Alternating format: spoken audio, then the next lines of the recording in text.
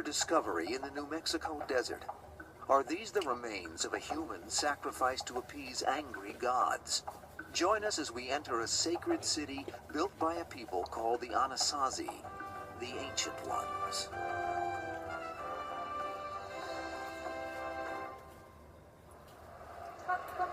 Today, most of the world's population lives in cities, surrounded by a man-made environment.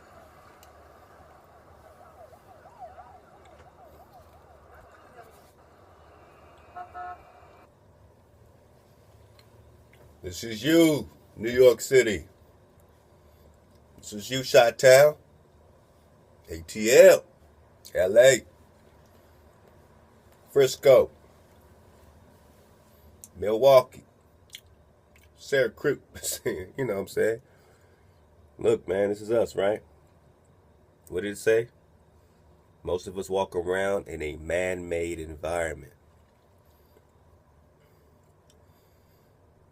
Now, we're about to drop something on the Anasazi. We've been kind of, combing through some documentation. Again, love to the King, Higher Mark, Lex Will, you know what I'm saying? Everybody, man, that's bringing it. Let us find the truth all day.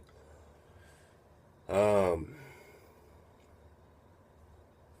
in man-made environments. I mean, that's really much the key to the sickness, the key to the disease, other than just being fumigated, right? So our environments are robotic. They're artificial. They're man-made. So what's happening to you? I mean, what happens when you take a polar bear out of its environment and put a polar bear in the city? Put a grizzly bear in the city. Put a lion in a man-made environment. What happens to that lion? What's happening to you? So we're going to check this out. They're going to give some truth with a lot of distortion, a lot of 440. We'll try to comb through it for the babies like we always do. For the most part, this is, I'm just going to let this rock. We've been digging deep enough so that you can form your own understanding as you watch, stuff like this. So once in a while, I'm going to chime in, but other than that, we're going to rock it. All right? Love y'all. But modern civilization rests on the shoulders of a far more ancient time. A time that speaks to us only through weather-beaten ruins and legends handed down from generation to generation.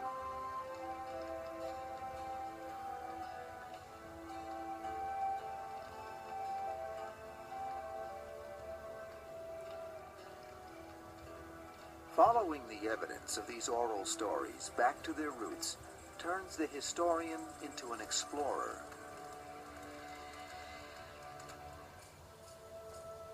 This is the Four Corners region of the American Southwest, given that name by the white man, because 4 states meet here. Arizona. Okay. Hey. Need I say more? 4 Corners, given that name by the... okay. So, we know what we're dealing with here. At least they are calling it like it is. So everything that's been given to us, all these titles, just like my brother Higher Mark Kick, man, we got to drop the titles to get to it, man, to get to the skinny, no fat. We need the skinny, man, no fat. Just give me the skinny. I ain't trying to be no friends. We ain't got to be best friends, man. Just tell me the truth. We got to get to that point, people, where it's like your friend is whoever's telling you the truth, even when it hurts. That yes man by your side ain't your homie, man. Let something really pop off, man. See the pressure get turned up, the pressure cooker. Hey, man, some of us is tried and tested, man. And that shapes your entire being, man. Being tried shapes your being, man. Being tested is everything, right? Test all things. 4 Corners was a very spiritual environment. You've been taken out of it. And many times you migrated through it. In the wilderness is right here. The wilderness. There's much wilderness. Desert, wilderness, all that. Sometimes the land was fertile. Sometimes it wasn't. You're going to hear this guy talk about, they're gods and, they always just like to just, throw all that out. Oh, all their gods and stuff like that. And we know, obviously, they were doing all kinds of stuff. We also know that they knew that there was a great spirit, and they always called out this great spirit. Even though they was doing all kind of madness, they still understood there was a great spirit. It wasn't until we were invaded that suddenly we forgot there's a great spirit. Suddenly it's just, I manifest myself, brother. Come on, man. That's not indigenous. It's not in you. So, it's all about the land, the energy, and all this kind of stuff. You've been put in man-made environments. Check out what's going on. Utah, Colorado, and New Mexico.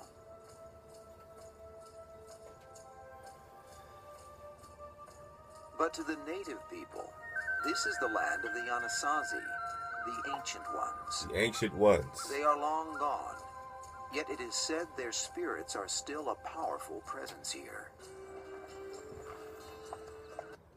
I know, but let's rock with this, man. So their spirits are still a powerful presence. That's when I say, yeah, people like to go camping, and they got some of that stuff marked off and little camping. Then they got the off-road stuff. But they know there's all kinds of spiritual energy around that place. You have to cleanse yourself before you go there on a spiritual journey. If you're just going to go camping and bounce. But if you really are going there to find and uncover within yourself, you got to cleanse yourself. And if you're going there to disrupt the frequency of that which created the earth, you don't want to go there with all this spiritual power. You have no idea what you are dealing with. Love yourself. In the fall of 1897, a rancher named Richard Wetherill was lured deep into this remote and barren land by a story about the Anasazi. His fascination with the ancient ones had begun 10 years before and hundreds of miles away. Looking for cattle which had strayed from a grazing herd, he had made a staggering find.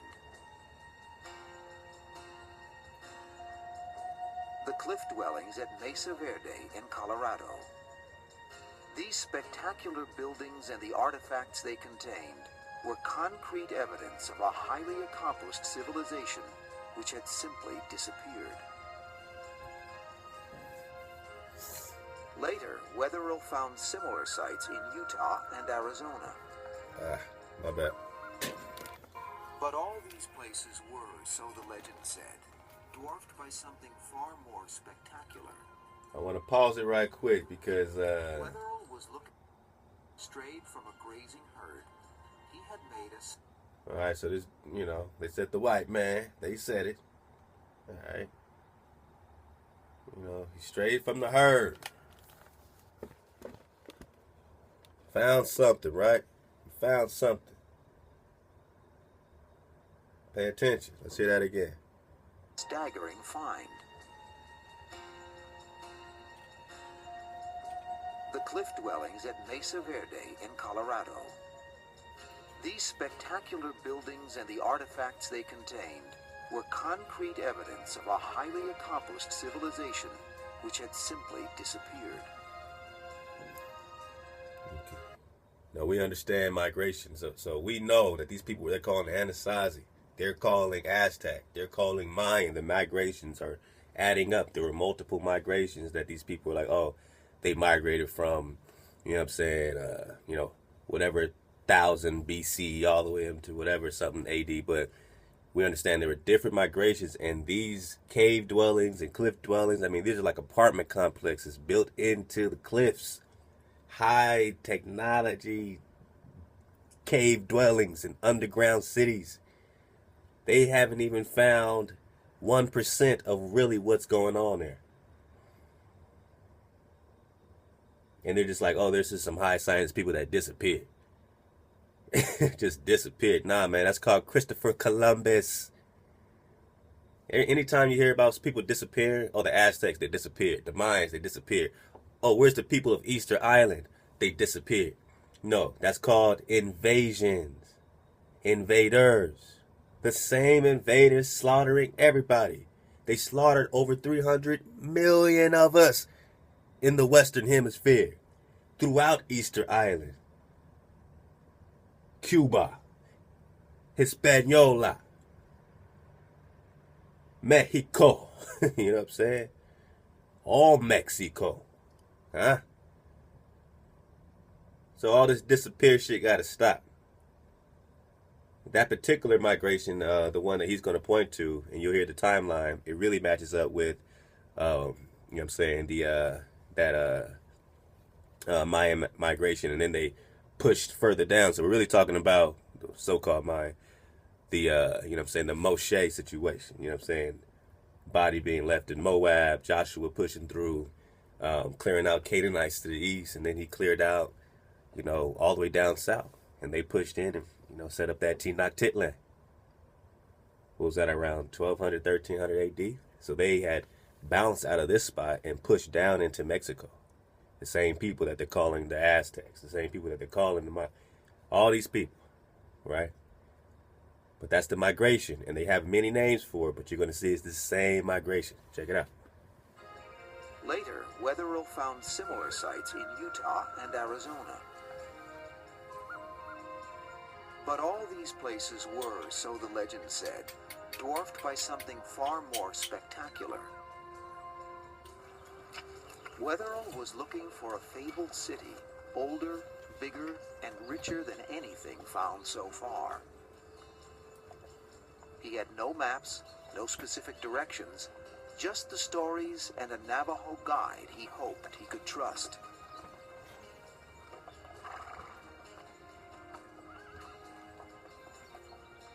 The deeper they traveled into the desert, the more challenging their quest became.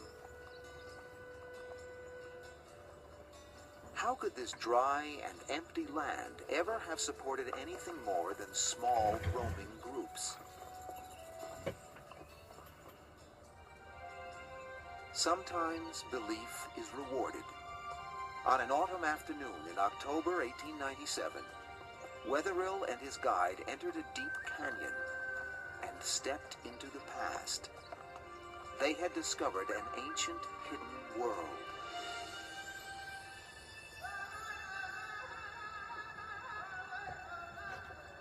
They had found themselves surrounded by buildings, the likes of which they had never seen.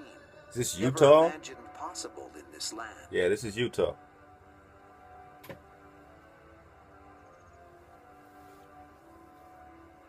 Freestanding buildings, some as tall as 5 stories. One building alone, which became known as Pueblo Bonito, contained more than 650 rooms. He just said it was over 5 stories high, a building. 5 stories. Can you imagine building yourself a 5-story house?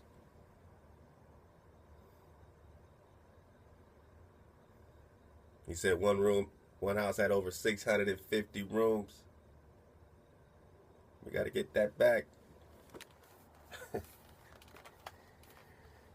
This is, you know what I'm saying? This is the part, you know what I mean, when it's like, how come I didn't learn this in school? How come nobody showed me this? How come I got to learn this as a grown-ass person after I have already been told I'm from Africa, or told I'm from this and told I'm from that? Now I got to read about these first people, these Pueblos and Tainos and Anasazis. All these names they had for you, Negro people. Now you're Negro. Now you're from Africa. Get over here. Get out of here. Let me get your stuff. Go find your gold in Africa. We're taking your gold here. Go find your inheritance now. Look, they slaughtered over 300 million of us. Now us as remnant, what is about 40 million of us now? They slaughtered over 300 million of us. What is it, about 40, 50 million now? We just got our numbers back up to 50 mil? Do you understand the destruction and slaughter? The reason why Columbus was put back in jail in Spain and died there. And his brothers.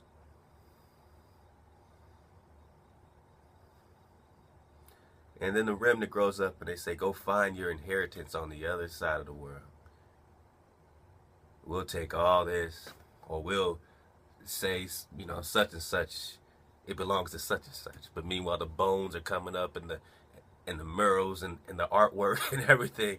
The documentation is describing these swarthy individuals, these copper-colored races in the 1828 Webster Dictionary. Look it up.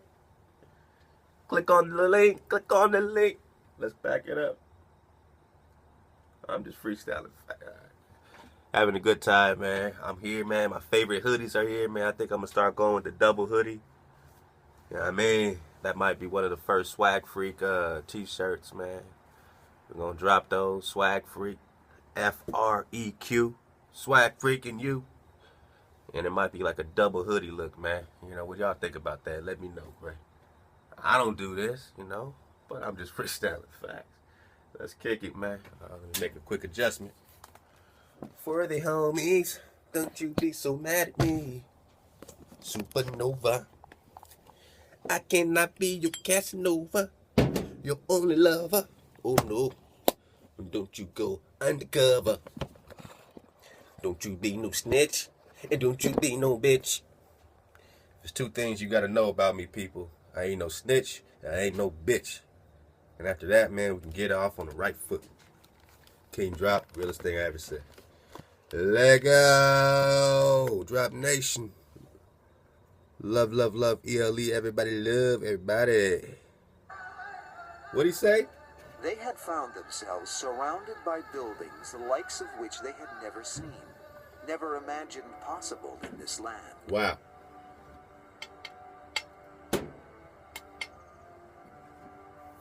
Wow, wow, wow. Freestanding buildings, some as tall as 5 stories. 5 stories.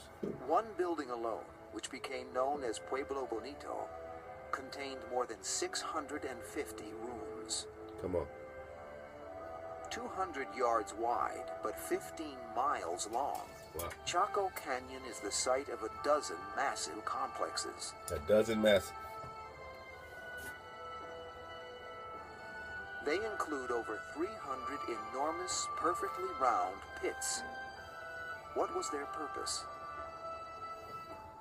Walls are covered with mysterious paintings, carvings, signs, and symbols. What do they mean? What extraordinary stories do they tell? Nothing found before or after in all of North America equals or even rivals Chaco.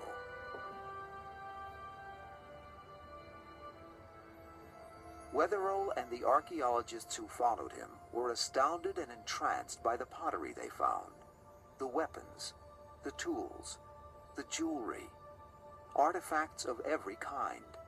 They are abundant, and they are works of art.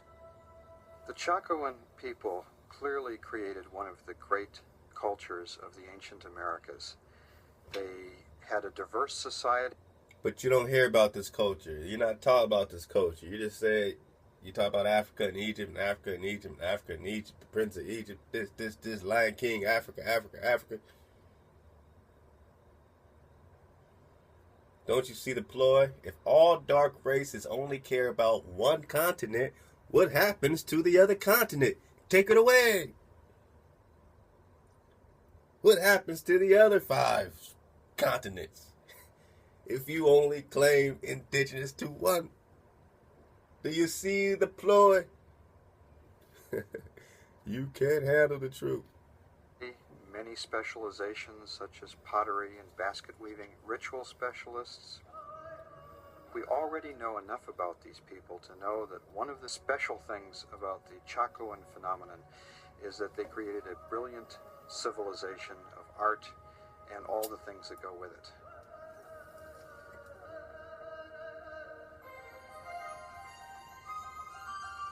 The Anasazi were fascinated by the heavens. They were sophisticated watchers of the sky. Many believe these 1,000-year-old markings record a spectacular astronomical event, a supernova. A supernova is an exploding star way out in the galaxy, but for a month or two, that single star can outshine the other 200 billion stars of the galaxy. And there's evidence from Chinese and Japanese records that on July 4th, 1054, a spectacular new star appeared.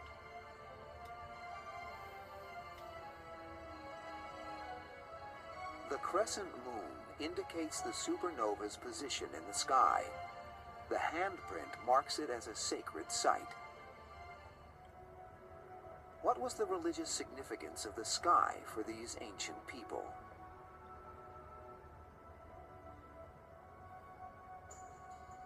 Wetherill also made a grisly and disturbing discovery. In a small room, he uncovered a mass grave containing 14 skeletons.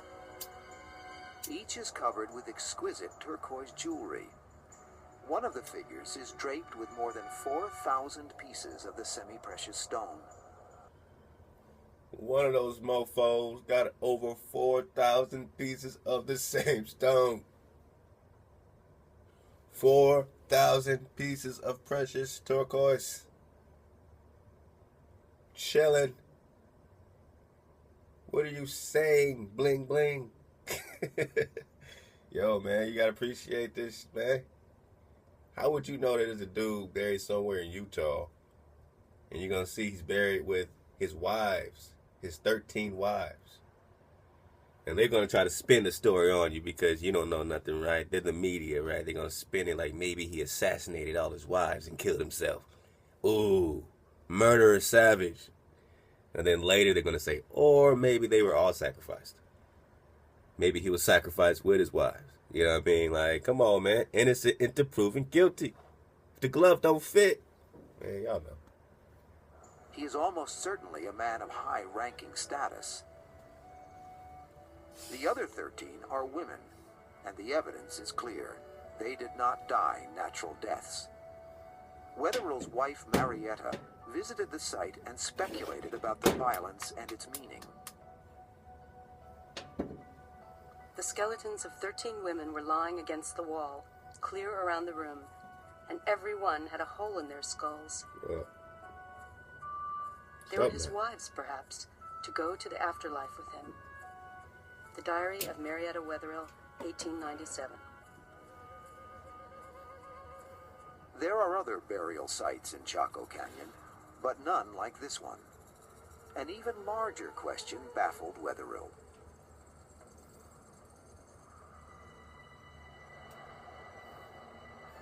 20 million years ago, Chaco Canyon lay beneath a great inland sea. But when the water receded, only a dry and desolate desert remained. Mesopotamia, Egypt, a number of others, China. All of those are complex societies founded in a very arid region. But the key to those places is they have major river systems. We just don't have the water. Water is critical. Without a great body of water to support it, how had this civilization flourished? Why did the ancient ones build here at all?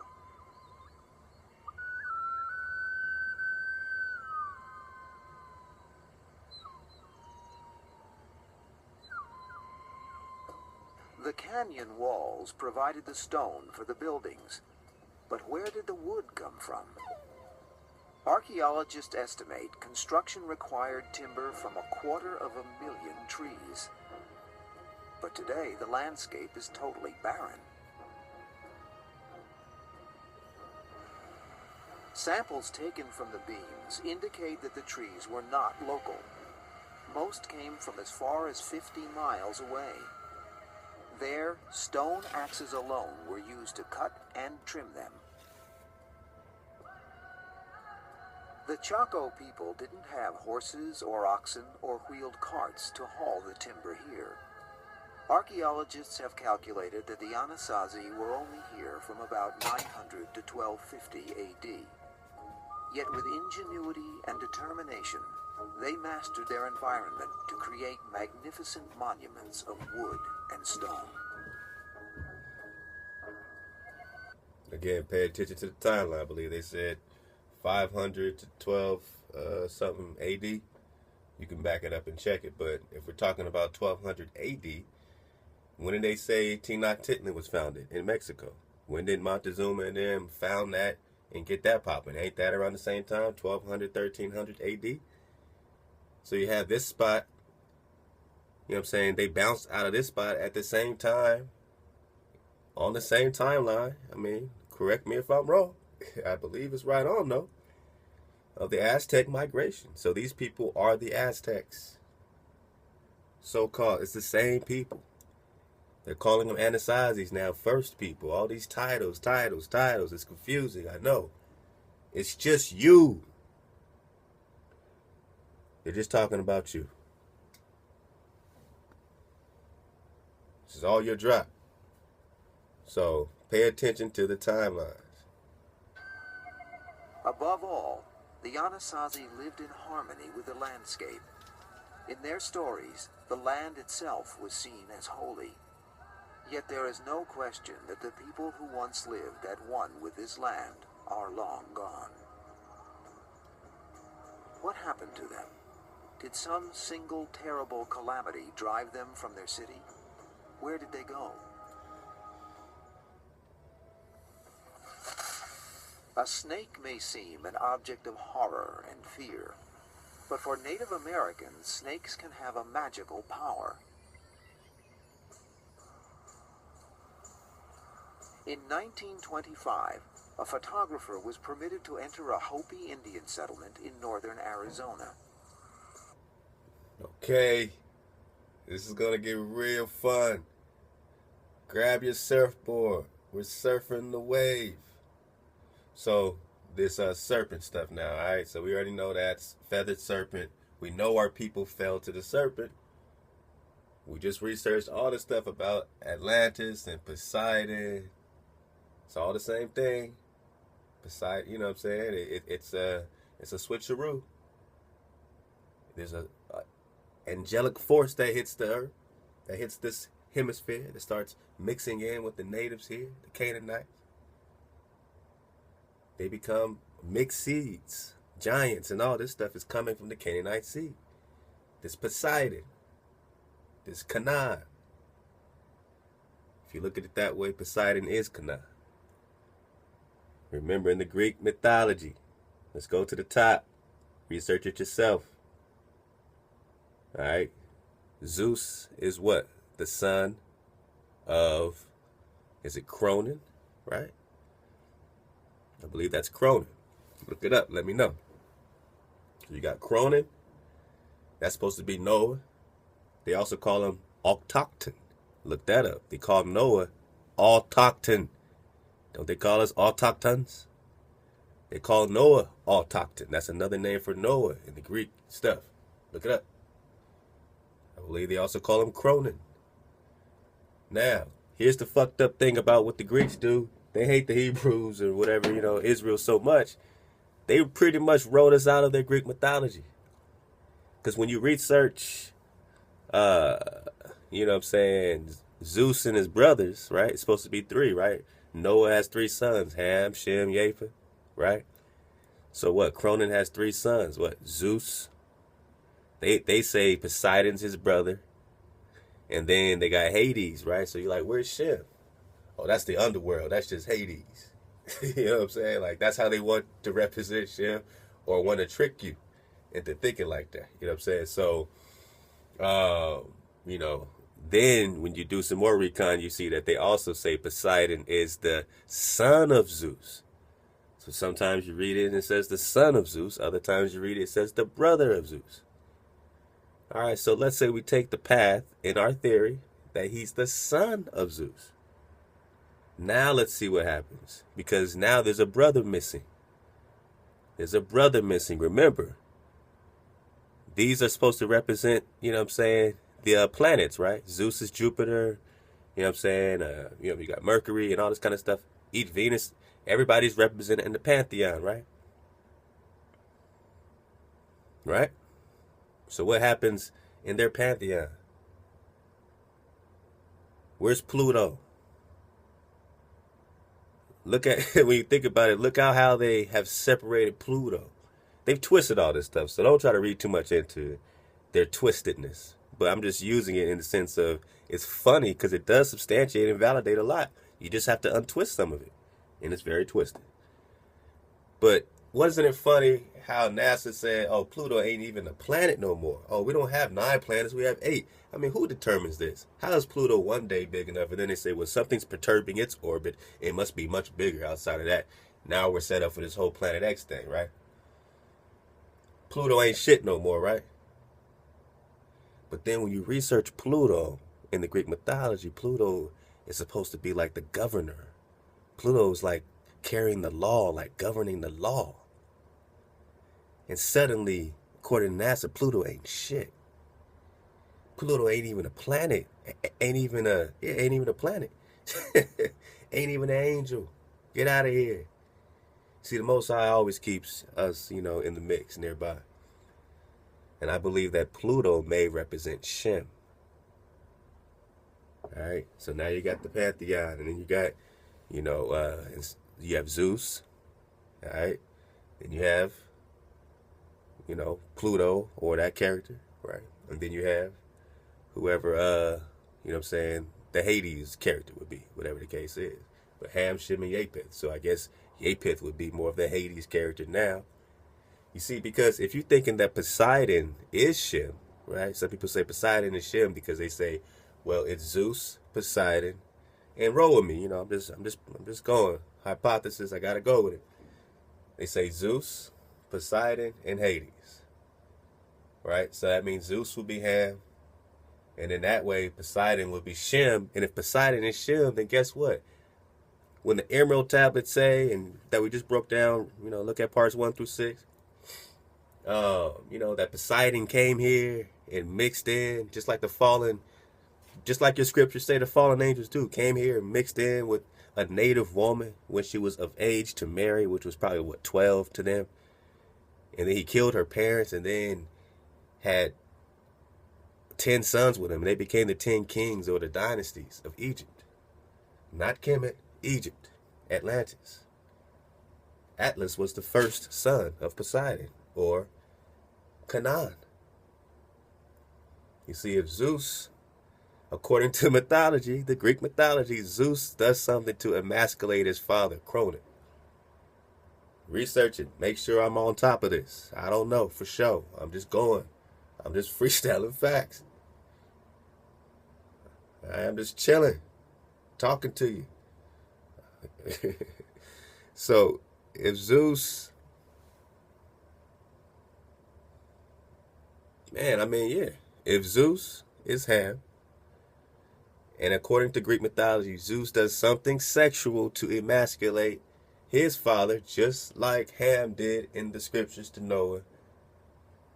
But the Most High had already blessed Ham. He had given him the land of Ham, Kemet.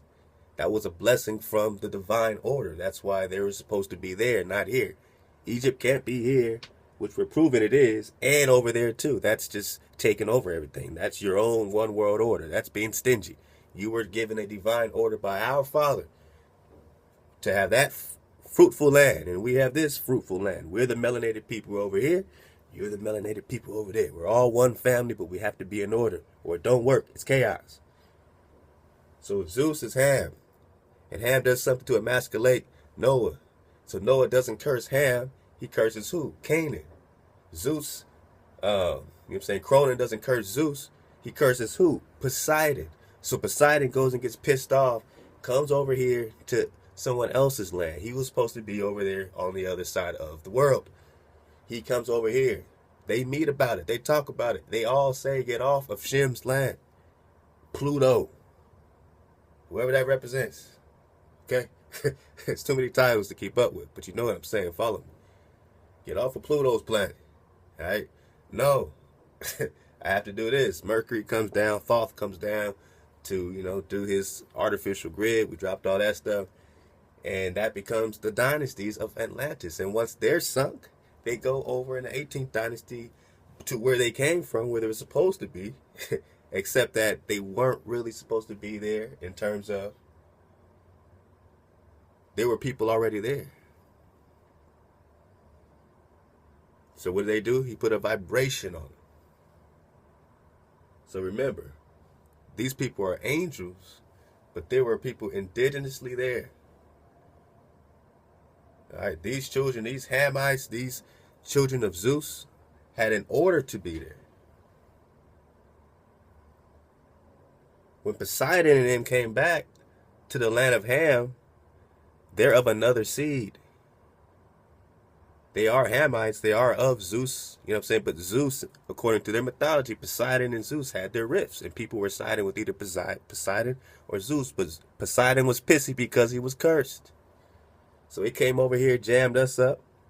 Then he came back over there and was jamming up the Hamites or the Kemites with his Canaanite fallen angel magic shit.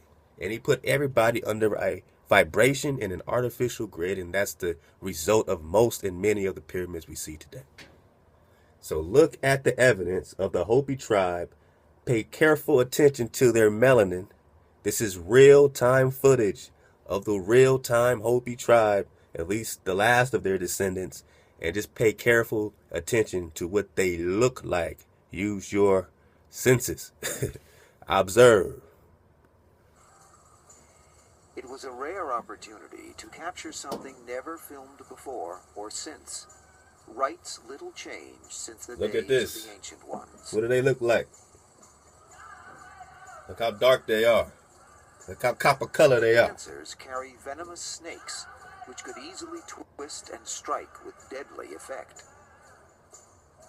While dancing with the snakes in their mouths, the Hopi affirm their oneness with nature and the earth.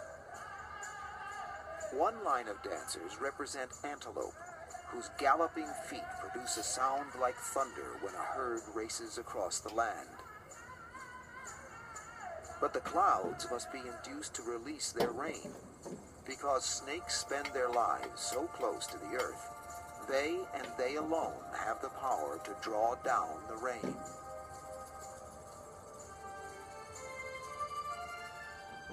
Rain is the key that unlocks one of Chaco's greatest riddles. The Anasazi were a wandering people, Wandering, nomads who lived off nomadic. the land. Then 1,000 years ago, they stopped wandering and began building here in this parched and barren land. Why? The puzzle was solved by a new scientific technique, dendrochronology, the study of the tree rings in the timber used at Chaco.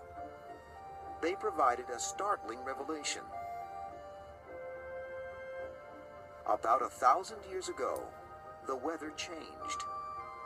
An era of record rains began.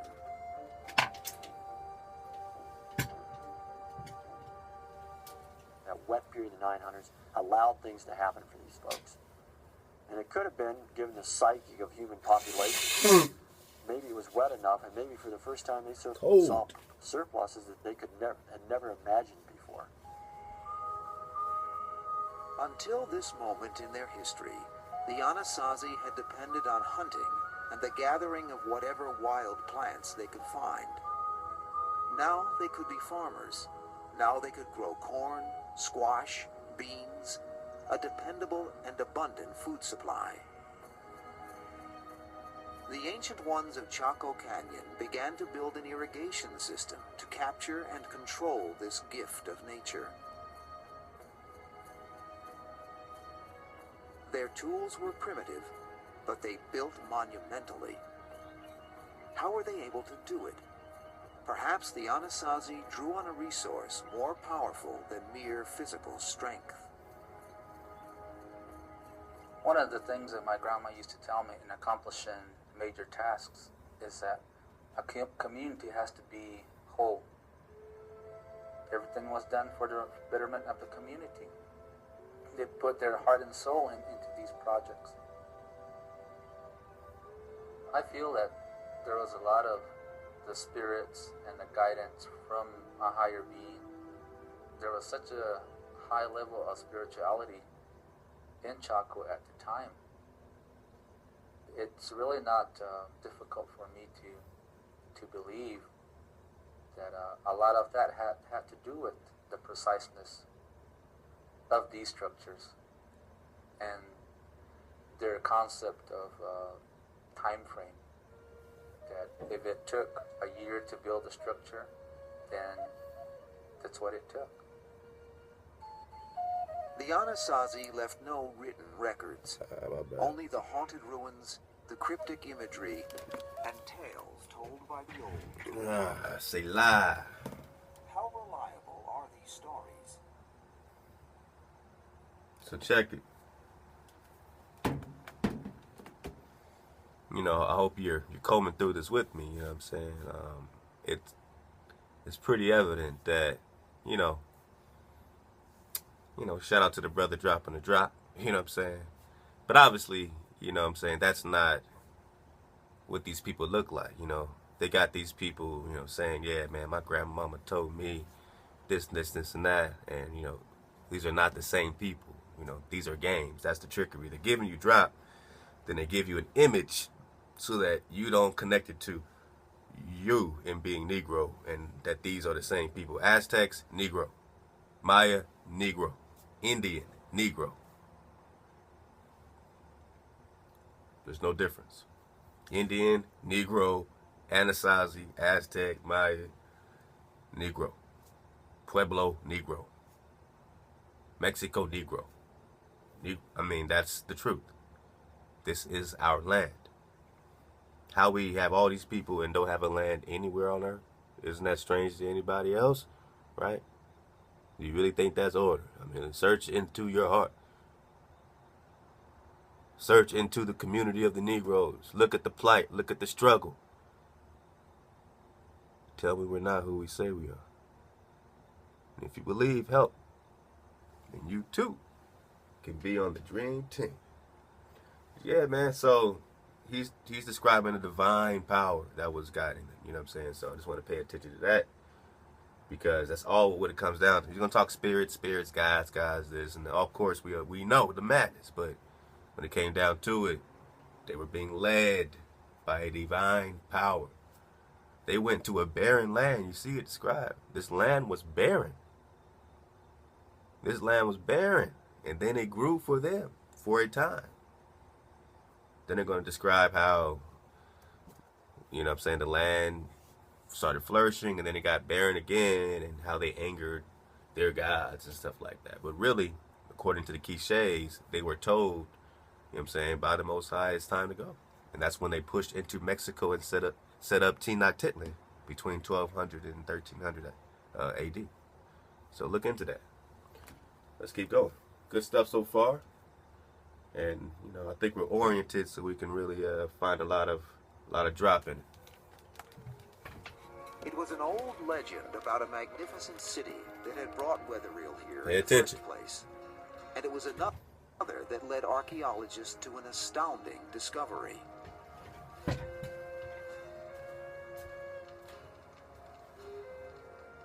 It was said that the ancient ones had an immense road system.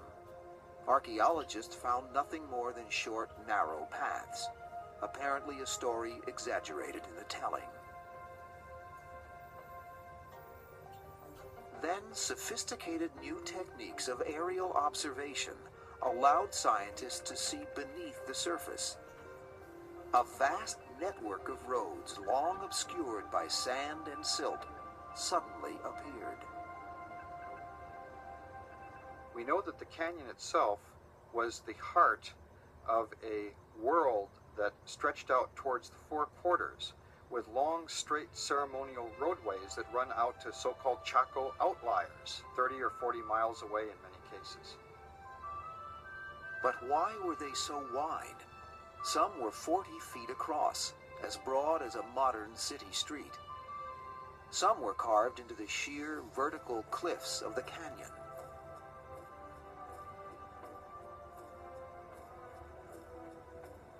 As excavations proceeded, archaeologists began to wonder what kind of city they had uncovered. With so many structures, why were so few bodies buried here? Only about 700 skeletons have been discovered, most of them inside the smaller houses. And the archaeologists were surprised that there weren't very many burials in comparison with excavating small house sites that are basically domestic habitations. And they said, wow, there's something really strange. And they didn't key into the fact that, of course it's strange. These are public buildings. If we were to excavate a library or a post office or a courthouse in our society, we wouldn't find very many human remains. Other evidence as to the true identity of these buildings may lie buried just outside the canyon. Covering just over 2 acres, Pueblo Alto is smaller than Pueblo Bonito, but it has yielded new insight into the real purpose of the so-called great houses. As often happens at archaeological sites, the trash heap proved to be a valuable record. Covering close to 1/4 of an acre, it represents 100 years' worth of refuse. More than 200,000 pieces of pottery have been found in the mound. Smaller shards indicate that there once may have been as many as 1 million pottery pieces. 200,000 pieces of pottery. Some say might be 1 milli. So what you're really seeing is like, this is an area that was a interim designation. Like they set it up and they left it behind for those that would migrate after them, or for themselves if they had to migrate back. Sometimes they'll take smaller journeys. It wasn't just some mass migration. Sometimes it might be 30 or 50 or 200 or 12, you know what I'm saying? So they'll still know, like, oh, we'll go stay at Grandpa's cave, the one he built. All right, so they'll always, you know what I'm saying, and that energy, the spiritual energy, protected them there. They knew they were safe. It wasn't until they disconnected themselves or was physically disconnected, you know what I'm saying, mutilated, ran up on, you know what I mean? And that's what happened. That's when you research the Gola Wars, man. It went down. You really think all these black people came from Africa without a war? Oh, where do you find the war? The war is over here. You could research the war all day. The Gola Wars. The guerrilla wars. That's where they get the term guerrilla war from. Yo ass fighting. What did Columbus say? I'm coming to America to seize the holy city. Research the Book of Privileges and Book of Prophecies in the Biblioteca de Sevilla in Spain. Sevilla. The Vatican stuff, man. He said, I'm coming to America to seize the holy city in Mount Zion and Jerusalem. I'm coming to America. I'm coming to America. And I ain't talking Eddie Murphy. To seize the holy city. I'm coming to America to seize the holy city and Mount Zion, Jerusalem. And all throughout, you research the documents, they're always linking Mexico and Peru together. Mexico and Peru. Now you can link the four corners to that because the four corners connect physically to Mexico and physically to Peru. All that you can walk literally into Mexico, into Peru. Come on, man. This is you. This is your history. Don't you see the big void? The big gap? Where's the people? They disappeared. Who knows where they come from? On the other side of the coin, we're Negro. We come from Africa. We don't know what country, though. We don't really know who we are. Who are you? I really don't know. You get it? There's a people that don't know who the hell they are, where they come from, and there's a land where they're saying that everybody just disappeared. There's a vacant, void land of a people, high science civilization that disappeared. Even Easter Island got the same story. They say they just disappeared. And there's a bunch of Negroes walking around saying they came from Africa. And Africans know.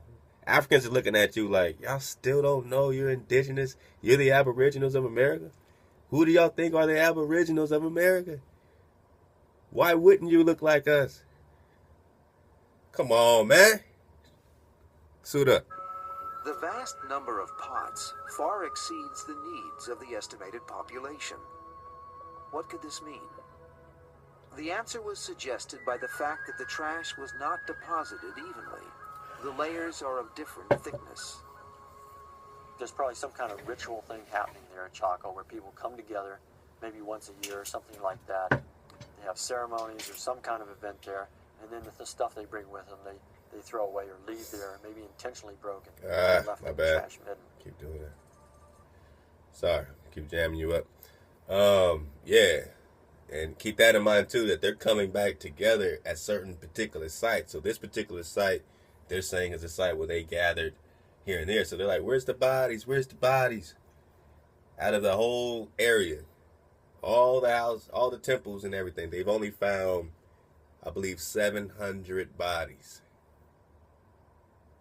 So these are pretty much people that were left behind in between, but it wasn't like people were living and dying in there. You know what I'm saying? Like, they just kept it pushing.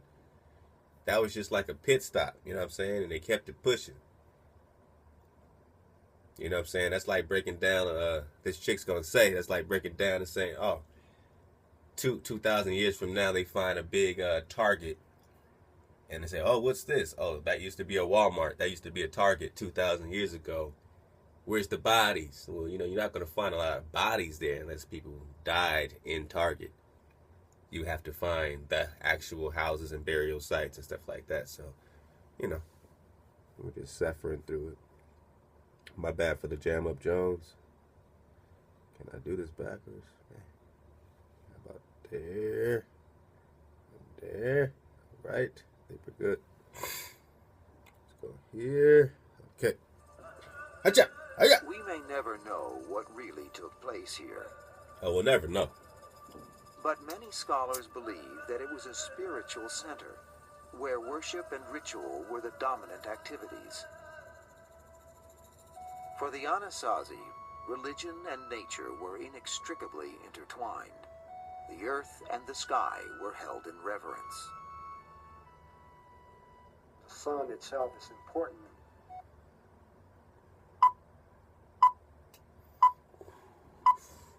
Oh, Jam Up Jones.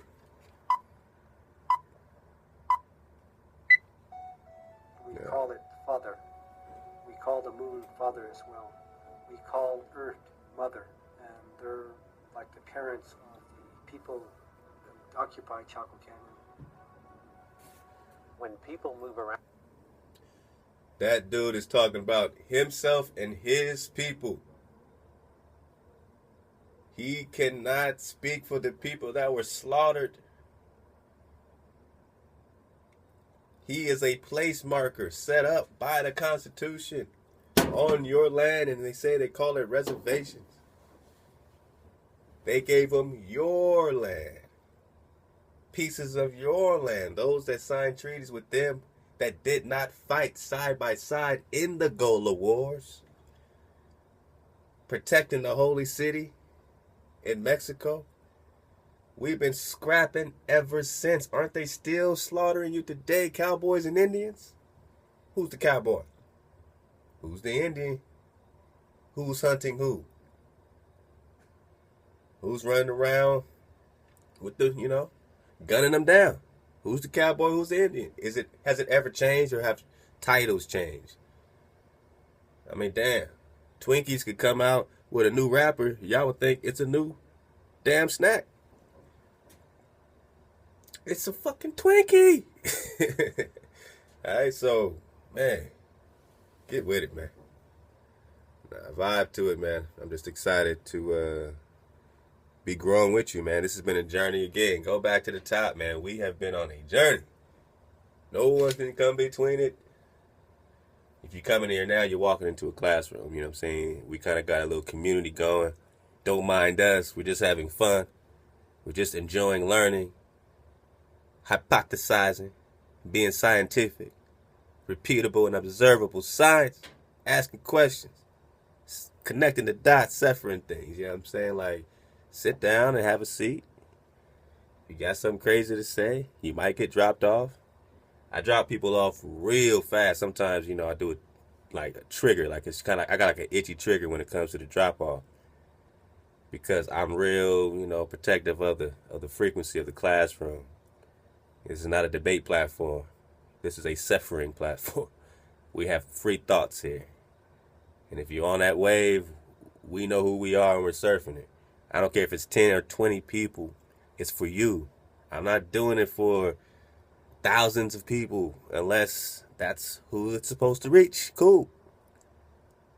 Hey. You know what I mean? But if it's 20 people, if the whole purpose for 432 to drop radio was to remind 20 people to be aware of their vibration again, to be aware of their orientation, their habitation, man, what a life, man. What an honor, you know what I'm saying? So, thank you. Wada. Found a lot as these people originally did, and are nomads. They look at the nighttime sky. It's the one consistent element of their world as they move. But when people settle down, as these people did, now you can watch the daytime sky, and you understand very quickly that cycle of the sun, which creates for you a yearly arena in which to play out your life, so that you can predict when to plant, you can predict when the light is going to almost leave the world and when it's going to return, so that you know everything is unfolding as it's supposed to.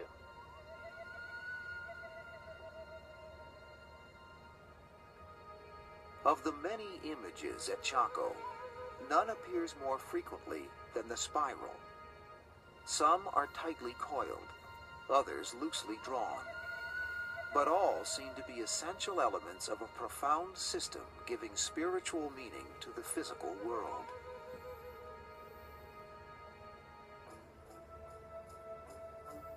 The spiral etched into the magnificent Fajada Butte is part of an ingenious mechanism for tracking the movement of Father-Son. It is located behind 3 enormous stone slabs. Every year, at the summer solstice, the longest day of the year, a shaft of light begins to crawl across the spiral at sunrise. Then, around noon, it happens. A streak, known as the sun dagger, slices directly through the center of the spiral. A central event of Anasazi life, the full ascendancy of Father-Son, has been marked. The calendar is secure. The cycle of life will prevail. Mother Earth will continue to produce. I know you're catching the Father-Son, right? We know the sun worship. We know this is not Israelite stuff, right? So you see how they're tying in that Baal every time you know what I'm saying, they're going to show you a spinning ball. They got the Baal all over this place. So we got to comb through the 440, the distortion. We got to get the drop. We're not worshiping Tomas. This is not millions of miles across. 90s. Okay, use your senses. Just look at this picture. Let's just play a game of real or fake. I'm going to say something. You say fake. Or you say, man, that's real shit. All right. Does this look 96 million miles away? Real or fake? Do you think this is like a super duper gigantic, titanic, super duper gigantic thing that we're chasing after that is literally traveling? NASA is saying 500 something million miles per hour. So right now we're chasing this thing at 500 million miles per hour while we're spinning at over 1100 miles per hour ourselves, going in our own orbit 67,000 miles per hour, and you don't feel anything, but you feel the slightest breeze on an autumn day. You feel your senses pick up a slightest breeze, but you don't feel all that damn spinning, moving on a wobble. And there's this supposed to be how huge, but then it's supposed to be another huge one, and then more big than that, and you're just teeny tiny. You're just one Earth out of millions. No one cares about you. Your God is whatever Earth he wants to choose, right? Or is it absolutely flip-flop? Remember, they turn time and laws. They flip-flopped it all. Does this look 96 million miles away? Some type of diameter of millions of miles of diameter? Or could this be much closer? Could this be only a few thousand miles away? And it only be maybe it's only about this big. All this is light. The sun, when you really kind of look at it for a while, you see it's only like a dot in it. It's the same size as the moon. It's only 32 miles in diameter, like the book of Enoch says. That's my theory. So my theory is that. So by it being about 30 miles across, it has about 7 times the light of the moon. And the brightness, and it's so close to you, that's why it leaves hot spots. And look at the diagonal. See how it cuts? Something 96 million miles away would not be hitting the earth at all these angles. If it's that far away, it'll be coming at a straight line because it's just so far away. But if it's close to you, it's shining on you. It's on you. So it's vibrating right on the surface. Doesn't it look like it's right on top of the clouds? It's only a few thousand miles up there, and it's underneath the firmament. And it's doing its cycle around you, like everything revolves around you, because you are the center of your Father's eye. You are the most important thing in the entire universe. What if that was true? Just pontificate on that for 5 seconds. What if I'm right? What if there's nothing more important to you? What if everybody's eye is on you? Just like the Truman Show. Except, hey, it's all hey, and the vibrational layers above that we're just now catching up to and awakening to. That we can just look at the vibration of the light and see that it's coming in close because it's creating angles. Tomas is creating angles. But you put something 96 million miles, just cut for 5 seconds, just think about that. Think about it. Just think about going.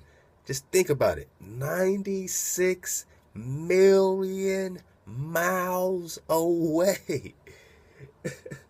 How are they measuring that? But the math makes sense when you do it because the math is the same. That's the trickery of Lucifer. That he made the mathematics like a duplicity. The mathematics in their system, in the Copernican Newtonian system, matches the same as the mathematics in the so-called flat earth model. With the sun being only a few thousand miles away, 32 miles in diameter, it still matches the exact same geometry. The geometry is the same. The math is the same. The math is the same in both models. The Copernican model and the flat earth model have the same base mathematics.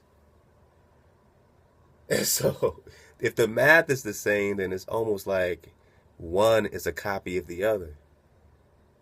So when did the church in England and in the church in London, when did they adopt these Copernican things and what happened?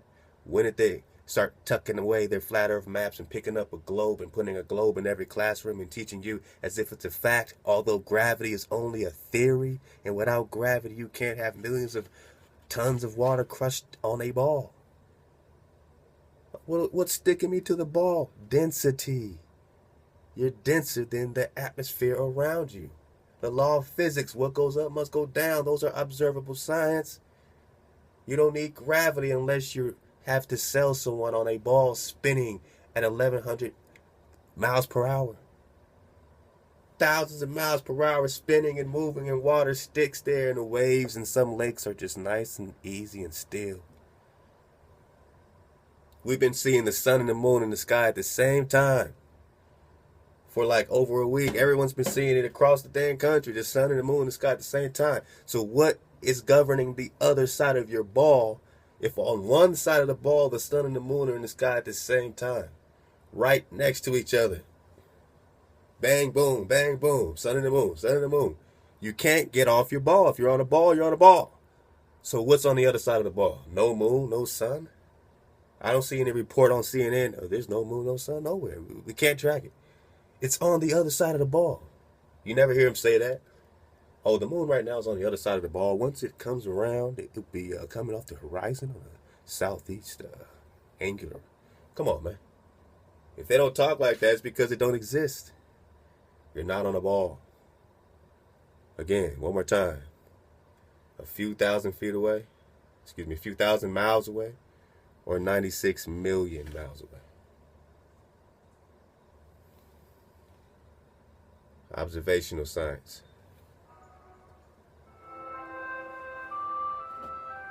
In this place, haunted by the remains of a vanished past, the enormous subterranean chambers called kivas may seem ominous and threatening. But for the ancient ones, they were the place where the sky spoke to the people.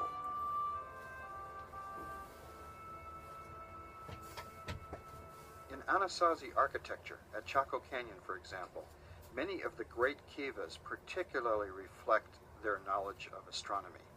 And we think the circular shape reflects the view of the heavens as almost the bowl of the night sky.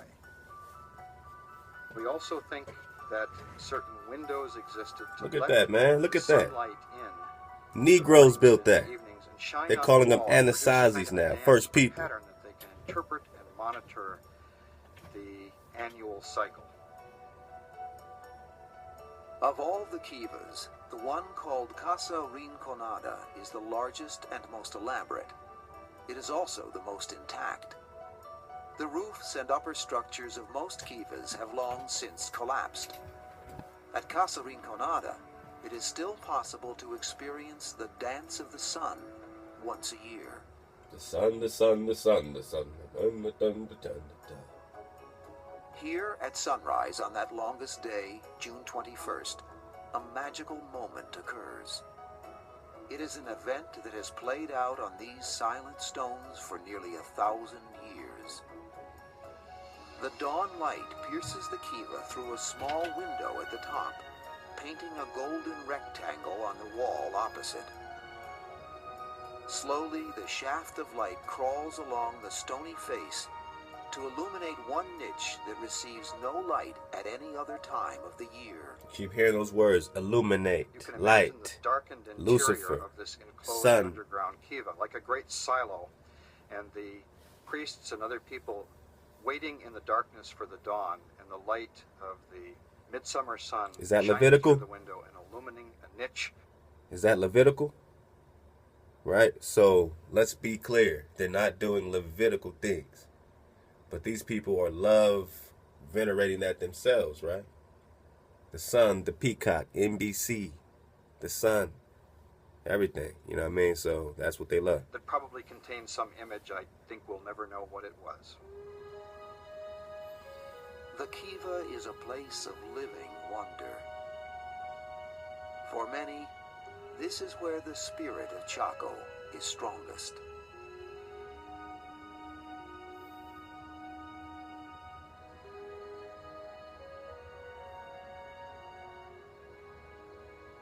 For 250 years, a civilization flourished here. But finally, a time came when the gods were angry. A time when the land was robbed of its most precious gift. The gods were angry. 1150 to 1170, very, very bad drought. And it looks like, because I would say there's a major depopulation of Chaco Canyon. Each one of those successively seems to be one of the worst they've seen for hundreds and hundreds of years. The great era of rain, which had allowed the birth of Chaco, began to falter, and then gave way to relentless drought. So that's the story. So that's happening on the timeline, as in the cliches. The Aztecs, quote unquote, Mayans, quote unquote, themselves are saying that they were then called to migrate into Mexico. That's when they migrated into Mexico, slicing and dicing, and everybody had beef with them because they didn't, take no shit. They felt that it was theirs and they were right. They were back to restore order and nobody liked it. So if I'm talking order, nobody's really going to like it by default. Except it's different now, We're realizing now that we got more power than we thought we did. We can actually just decide things and make instantaneous change. The things that would normally take you 1 year, you can now just blink your eye and just make a decision. You can have been in chaos all your life and choose order in an instant. That's your power. Take it back. For people who believe themselves personally bound to nature, even drought must have meaning. If you anger the gods or the spirits that hold the rain, then they would just withdraw that privilege. We're told that if we go into a ceremony, if we go into an activity without our whole mind, body, and soul, then our prayers might not be answered. There was constant need to placate the gods. Rituals passed down from ancient times, as captured in this rare film, suggest what may have happened. During this Hopi rain ceremony, the clans gather to compete in sacred games, much as the ancient Greeks held Olympics to honor their gods.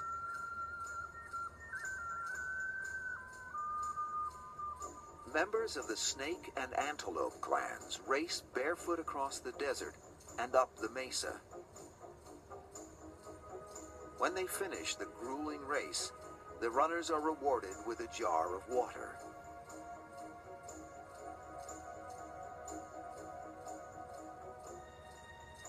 It began as a holy rite, but as the years passed, did the people of Chaco develop too great a pride in winning? Did they lose their connection with the spirit world? Man, this guy sounds silly, man. It's almost You know, impossible. sounds silly when they talk. Mass to make that connection. But if one individual within that mass can make that connection, Silliness. then because of that one individual, nobody knows who that individual is. But if one individual can make that... Do you see the image they continue to put in your face so you just for an instant forget that this whole thing is talking about Negro people? If it isn't talking about Negro people, then I ask you one simple question. Who are you?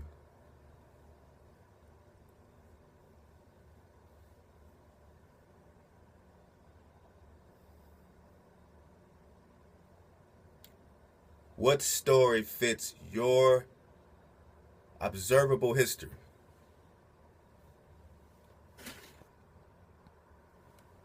What do you observe? Can you observe slave ships? I've never seen one. I'm 36 years old. I've seen sketches. You know how many slave ships should be all over the damn place to take hundreds of millions of people across the rough-ass Atlantic where it was just unnavigable? No one could get through the barrier and suddenly they just got it popping like that? Come on, man. This is supposed to be the hijack. Who's benefiting off of white supremacy? Who gets called to tell the story about the Chacos? Oh, call this guy. He'll tell you the story about the Chacos.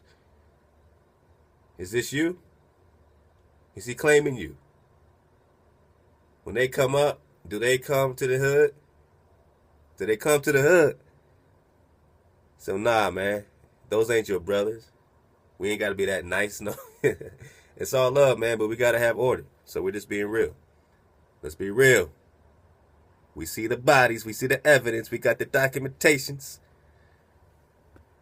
a true connection, then the spirits that reward such efforts will reward the Pueblo with rain.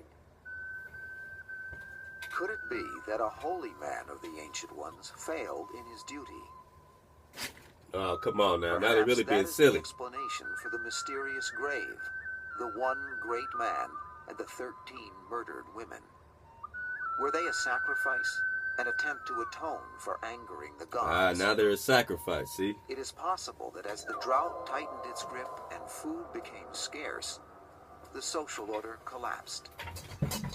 Could this have precipitated murder? We know that some of the burials in the great houses, some of the people appear to have been killed, whether ritually or otherwise. They have their skulls are smashed and they have broken legs. The precise sequence of events is lost, But it is certain that the rains failed, the crops withered, and slowly over time, the people left Chaco Canyon. It could no longer sustain them. The Anasazi, the ancient ones, were forced to leave their paradise. But this was not the end of their story.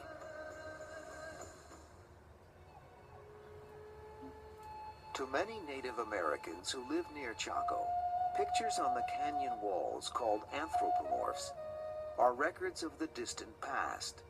They are believed to document the beginnings of the Anasazi, who originated underground. I've had Pueblo peoples tell me that when they see the anthropomorphs, for instance, they'll occasionally say, well, that's when we had tails. That's when we lived in the earlier worlds, and we were of a different form then.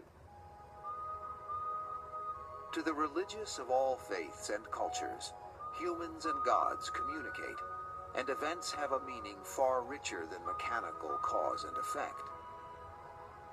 Perhaps the gods always intended that the people leave Chaco. Once they got up on top, they started migrating in a southerly direction, and Chaco Canyon was about one of the stops in this migration route. We are in a journey. We've been on a journey since our ancestors came up through the underworld. Our journey isn't built on just 100 years or 1,000 years. There's no time frame. I don't know where the journey is going to end. The Chaco people did not vanish. It is now generally agreed that the Hopi, the Zia, the Zuni, and the other Pueblo people are direct descendants of the ancient ones. The Navajo may not be. They seem to have arrived in the area long after the Anasazi left. Whoa, but then they gave you that image again. What's the difference? They just gave you the image of these Chaco people talking, and then they gave you the image of the Navajo and said, oh, these people aren't them. These people aren't actually the first people. And they gave you the same dang image. They gave you the same image for the Chaco people and the same image for the Navajo, and then they say one is not the other one. They didn't give you no Negro image, did they? They didn't give you a Negro image for the Chaco. They didn't give you a Negro image for the Navajo, right? This is the image of the Navajo and the other one. Let's run that back. You know what I'm saying? Matter of fact, let me put my plug in, you know. Get my battery popping. It's getting cold on the balcony, man. That boy don't want to get sick again, man. Boy, like being healthy, man. I love to you, man. Love to everybody vibing the swag frequency. A lot of great things are coming soon. I'm too excited for you. Okay. I think we good. I think I can. All right, let's run it back just a tad bit, Pop. Look at the image. Tell me if you see a difference when they go from one to the other and peep what they're talking about. Once they got up on top, they started migrating in a southerly direction, and Chaco Canyon was about one of the stops in this migration route. We are in a journey. We've been on a journey since our ancestors came up through the underworld. Through the underworld. Our journey isn't... Glad I ran that back. I missed that. Go back to parts 1 through 6. Sinking to Egypt, Atlantis, Thoth, slave vibration, hounds of the barrier. I had a great time, man. That was fun. It was fun having a theory and a thought or two and sharing it with you and allowing, you know what I'm saying, your vibration to spring up new thoughts in me so I can share it right back. You give it to me, I give it back for free. Nah, man, you gotta drop that drop, man. You got some drop it. What you waiting for? Yeah, that underworld stuff. So we got the Thoth talking about the halls of Amenti, the underworld.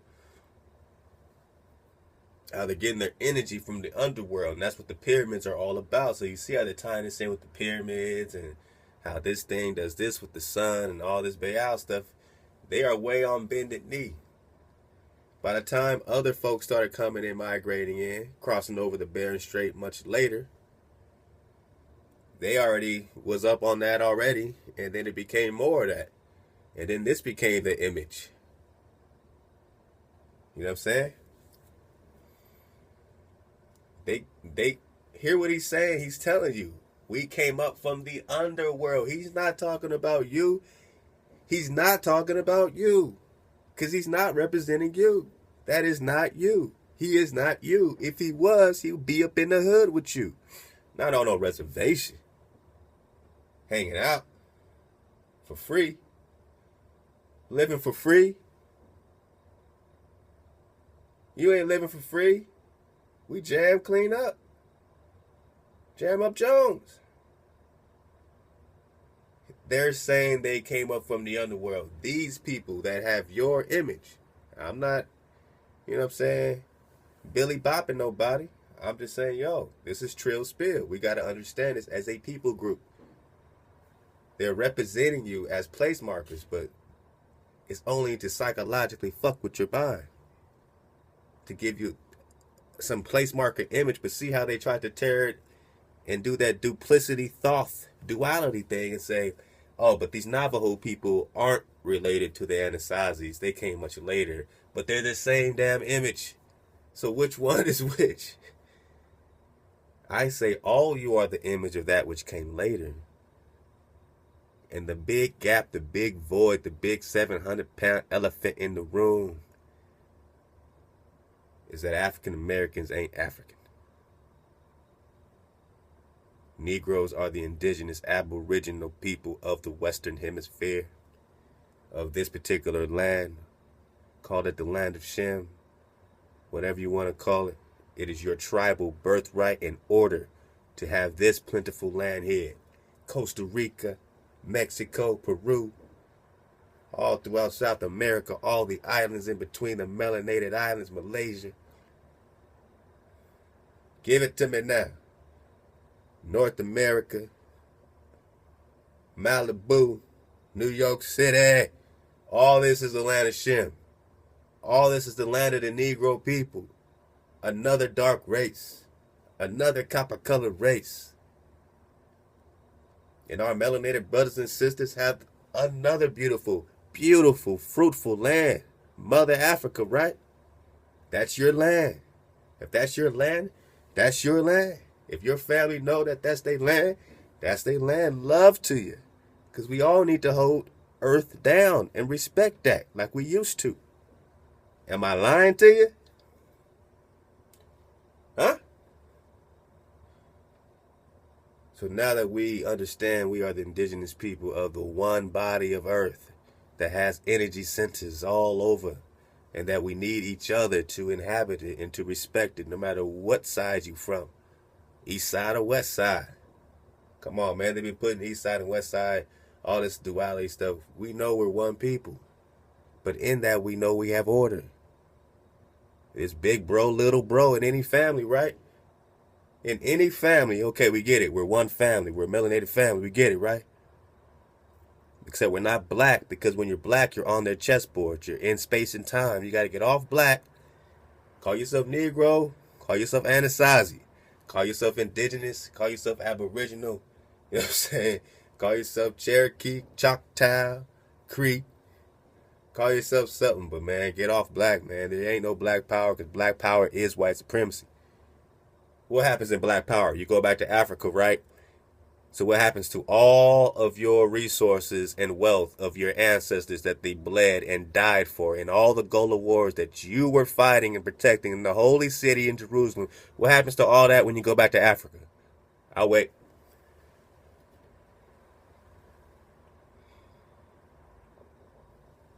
So black power is white supremacy. Going back to Africa is white supremacy. If the most honky-tonk, racist white person on the street can yell, go back to Africa, and my most black civilized leader in the hood is still telling me to go back to Africa, how the fuck are y'all saying the same damn thing? Y'all both are telling me to go back to Africa. This little white boy hate me, and you supposed to love me, but you're both telling me to go back to Africa. So what happens to my land? I'll wait. When you're on a Masonic chessboard, black power is white supremacy. It's flip-flop, right? It's yin-yang, right? It's duality, right? It's a 440 hertz grid, right?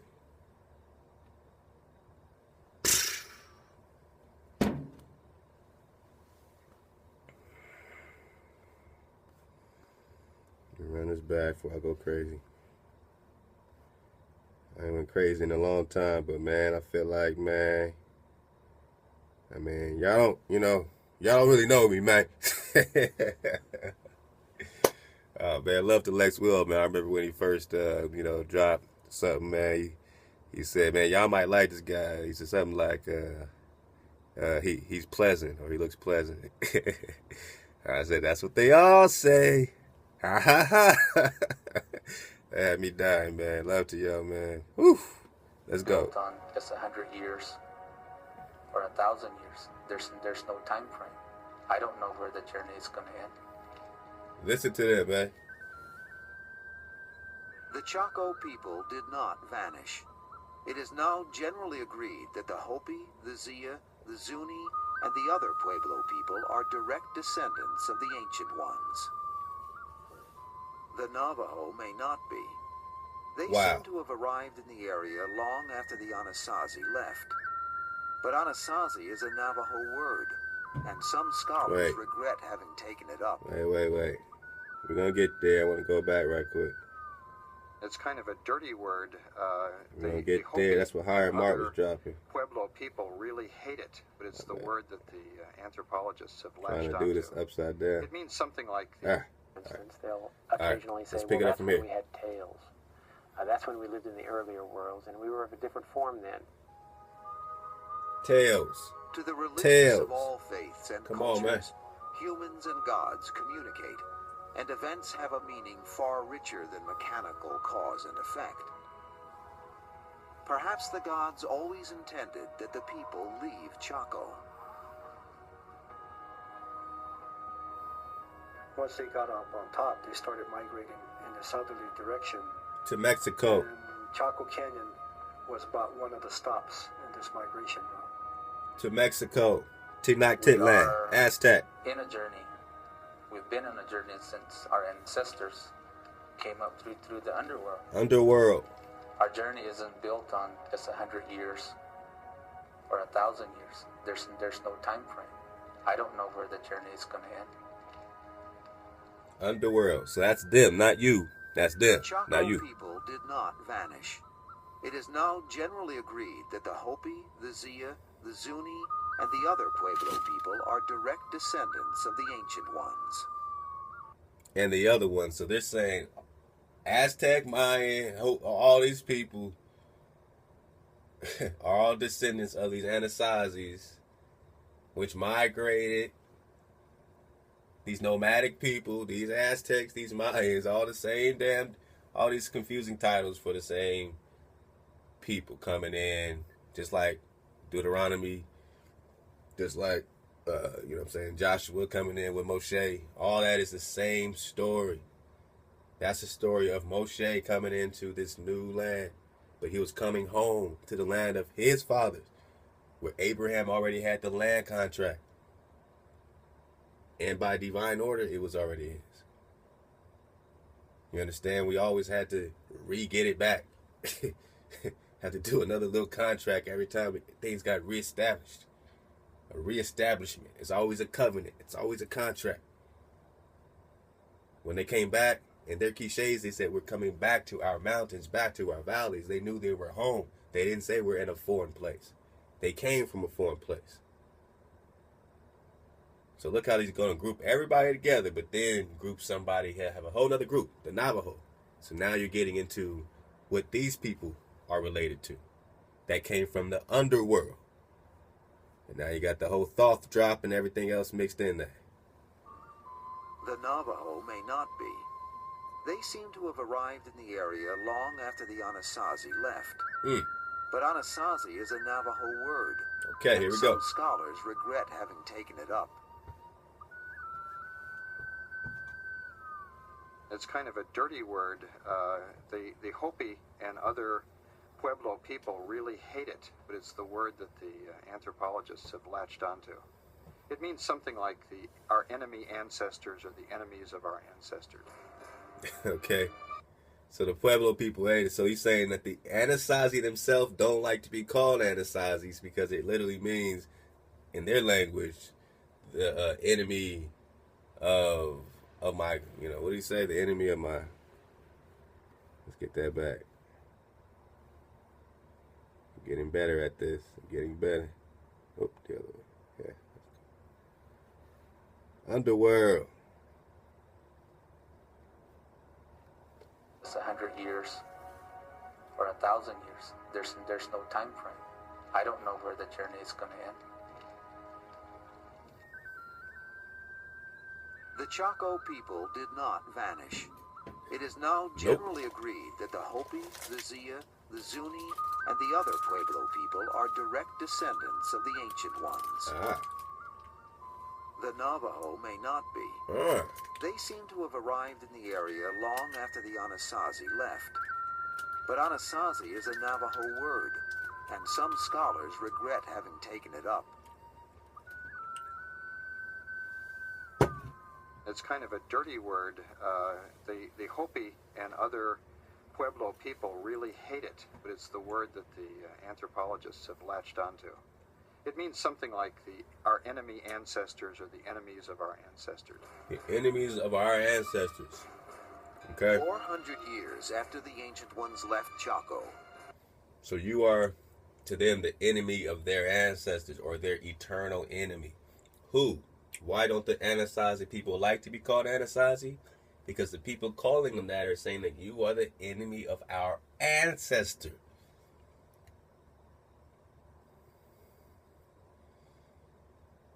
Well, who's their ancestor?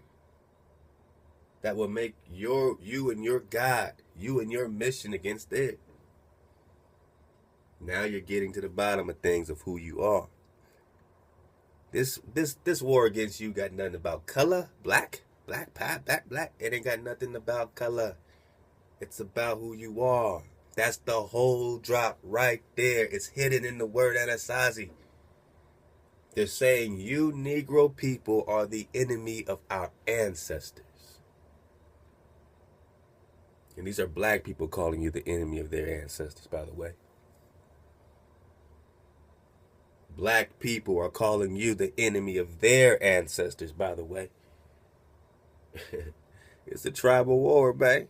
Get with it. Get left on. Well after the arrival of new tribes like the Navajo, a strange presence entered the land.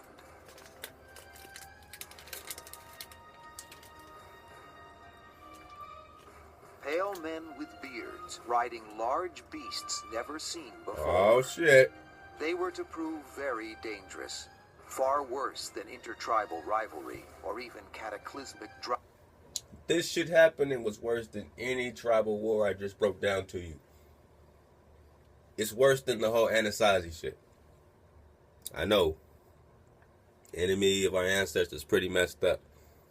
But this shit right here, you just heard what he said. Man, it's worse than any tribal beef. You saw the end of Apocalypto.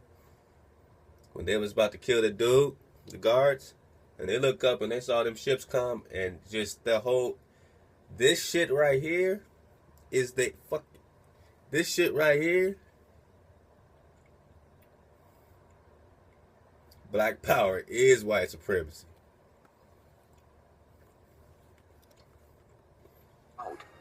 It was in 1540 that the first Europeans appeared. Ironically, 1540, they were man, drawn to the 1540. area by a legend of 7 fabulous cities filled with gold. Was it Chaco Canyon they had heard of? By a tragic twist, had the city of the Ancient Ones brought these destroyers. Treasure Destroyers. drew them, Destroyers. but also a burning zeal to save souls. What do they call Apollo? The destroyer. Abaddon. Apollyon. The destroyer. They're the destroyer. But this destroyer coming, this son coming, this Jesus coming, this Jesus coming, this Zeus coming,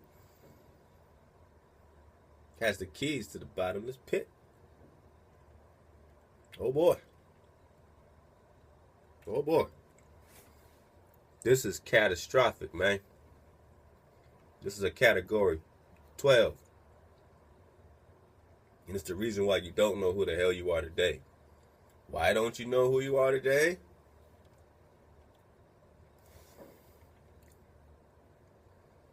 All this. Take it in. Breathe it. And exhale. Release it. You have power over. Order over chaos. Order over chaos. Why don't you know who you are today? Why are we arguing about this? We all got to at least understand. We didn't come here on ships. They took us away on ships. They kidnapped us and our family on ships. Then they got our women and forced us to do treaties based on the fact that they had our women. They did all kinds of shadiness, man. Disease, biological, chemical warfare. Man, I'm getting tired of talking. I'm about to end this soon. Let's get to the end. Coming up. Indians were to be rescued from their pagan ways. Rock it out to the end, by baby. Force, if necessary. Oh yeah, I know you heard that. Nah, I'm not gonna let you slide. Holy men were tortured. I'm not gonna let you be slick about this, Pale back. men with beards riding large beasts never seen sorry about before. They were to prove very dangerous, far worse than intertribal rivalry. Far or even worse. Cataclysmic drought. It was in 1540 that the first Europeans appeared. Ironically, they were drawn to the area by a legend of 7 fabulous cities filled with gold. Was it Chaco Canyon they had heard of? By a tragic twist, They're looking for had your the city gold. of the Ancient Ones brought these destroyers.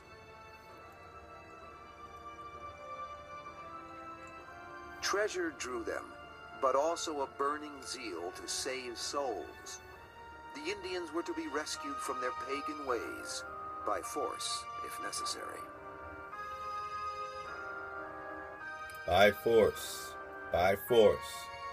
By force. By force. Native By American holy force. men were By tortured and force. killed. Ritual objects were destroyed.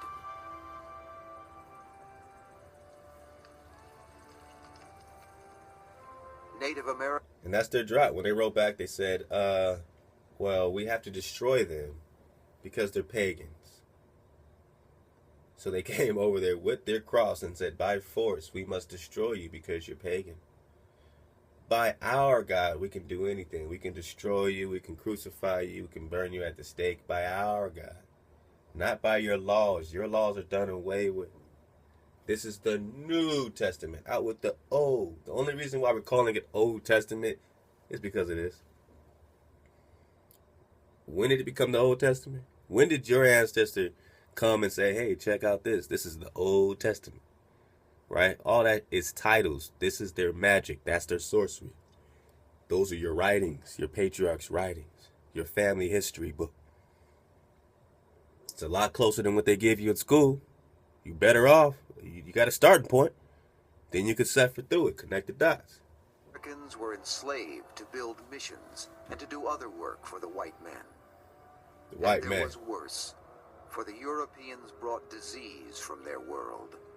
The Native Americans had no immunity against the scourge of smallpox and other epidemics. Plagues ravaged them, almost wiping them out.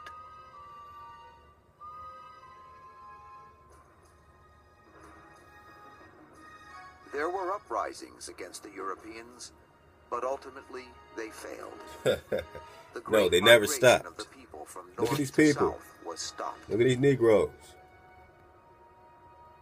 Look at it.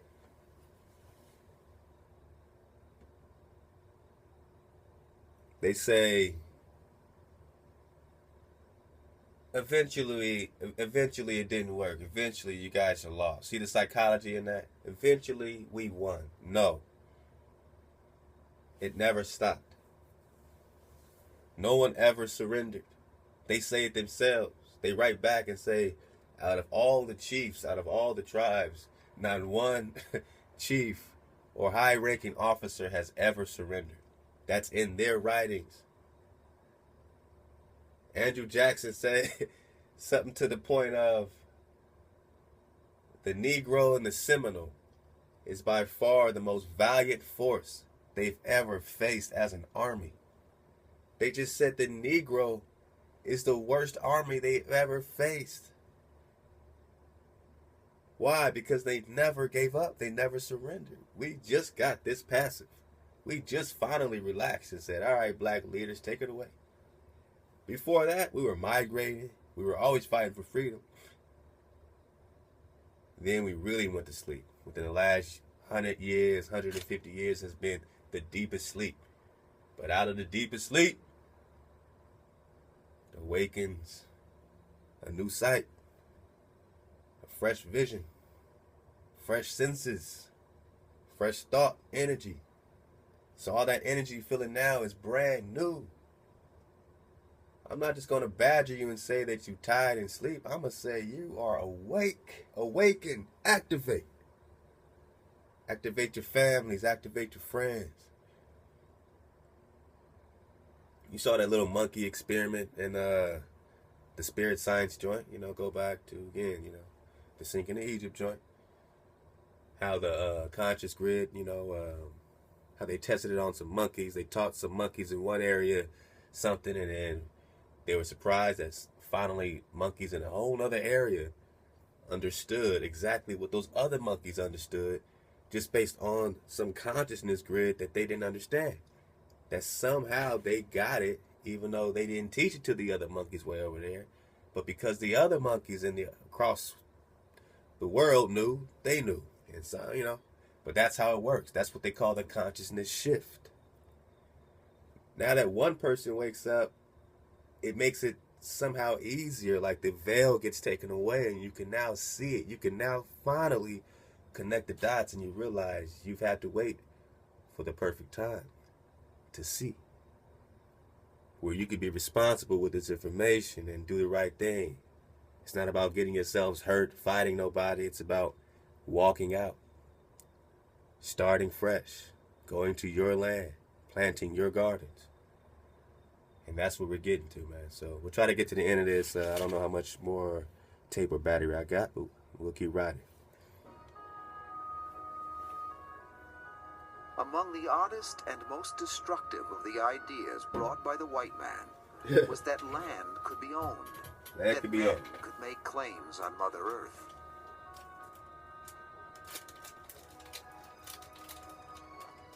The authorities would impose new values and beliefs on every facet of Native American life. Their culture was suppressed. Their proud long hair was cut.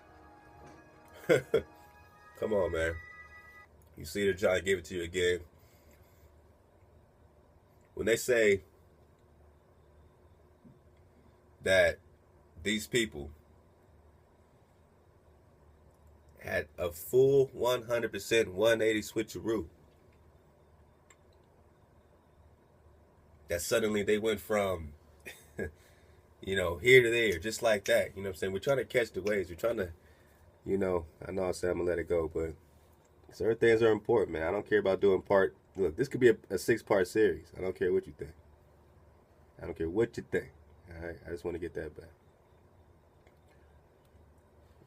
Not that far. Let's go back here. All right. Let's go from here. Brought these destroyers. Rock with me. I'm trying to connect something. So you're in my brain right now. You're in my brain. Treasure drew them, but also a burning zeal to save souls. Save souls. The Indians were to be rescued from their pagan ways, by force if necessary.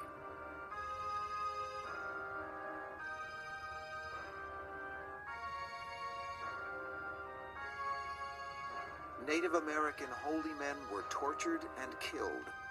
Ritual objects were destroyed.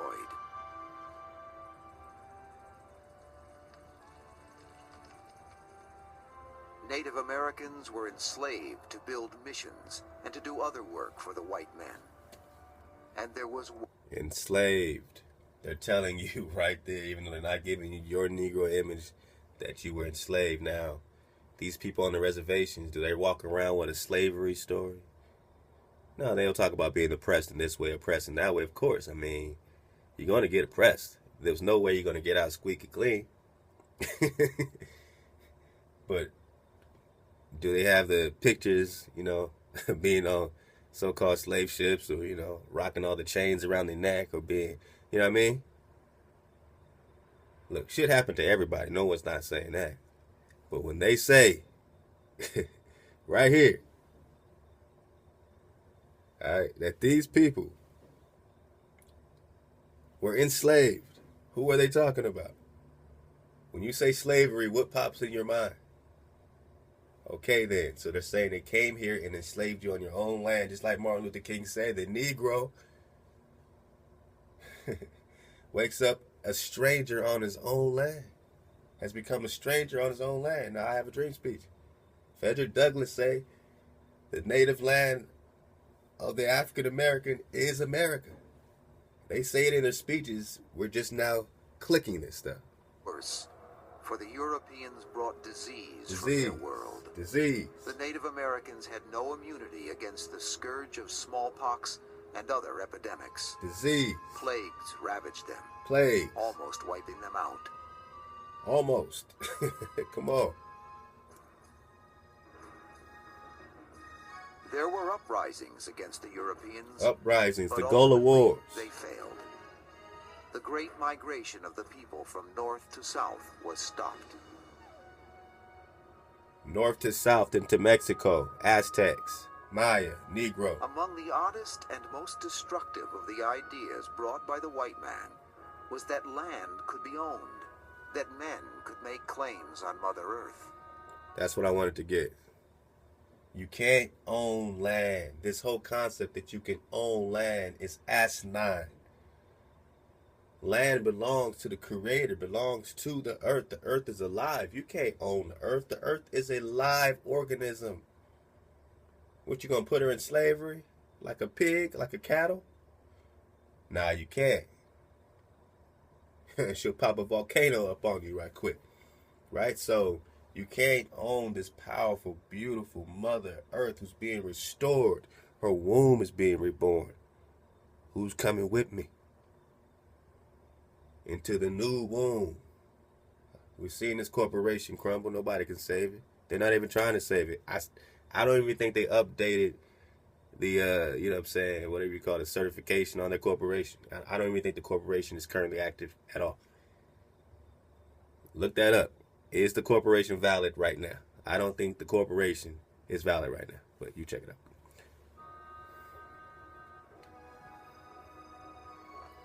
The authorities would impose new values and beliefs on every facet of Native American life.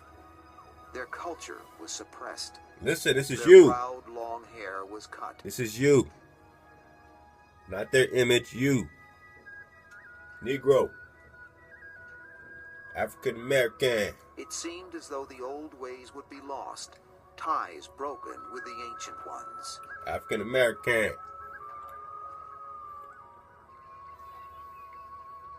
But it was not so. Often in secret, the rituals and the stories continued to be handed down. And Chaco Canyon remained, remote and enigmatic, a secret place haunted by the spirits of the ancient ones. Haunted by the spirits of the ancient ones. Haunted. See, to them, the Most High Creator is haunting them. They make you scared of them haunting you. In reality, they're afraid of you haunting them. They're afraid of you, but they put it in your subconscious flip-flop, right? So they give you the inception of fear. And they put it deep inside of you at a young age. And we allow it to be taught to our children until we wake up and we say, no, you can't teach my child. Because I know you're going to put fear in their mind. And then they're going to be afraid of you and your people to stand up and be a man or be a woman or be a village and be a community and be sovereign, to have a land. Every group of people gets the feeling to have a land. They all know what it's like to have a land. Except one people. But it's a special people. Everyone utilizes the talent of these people. They can't deny how special these people are, because no matter how low they are, no matter how much dog shit they gotta eat, they still shit out a diamond every damn time. How does it happen? The more pressure I put on them, the more they shine. These must be God's chosen people. And then they hate you for it. They emulate you, but they hate you. But the greatest form of a compliment is what? Mimicking, you know?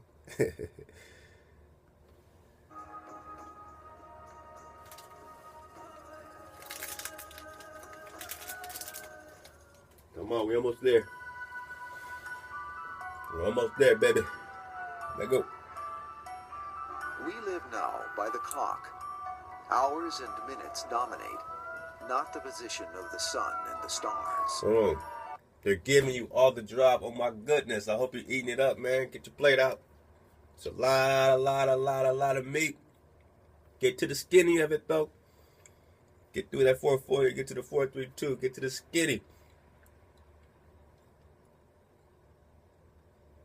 Did you just hear what they said to you? They confirmed and validated everything we've been studying about 432 and getting off the clock, and how this grid of 440 keeps you in space and time, and above the firmament you're not subject to space and time. So that's the illusion of seclusion. That's the sign. That's the mathematics. Sine, cosine, time and space. You're born into sin, sign, sin. You're born into sign, sin. You're born into time. You're born into space and time. Where you're dominated by minutes. You're no longer understanding of your orientation of the world around you, that everything is revolving around you and how you can use it as a timing mechanism. Understanding it's hey-ya. You know what I mean? But look how they drop. Right on your left shoulder bone. What time it is, man? They said it's 10:52. You said, huh? They said, man, I just told you what time it was. Let go. Flapjack, smallywhack. Give a dog a bone. It's time to come home. Ways would be lost, ties broken with the ancient ones.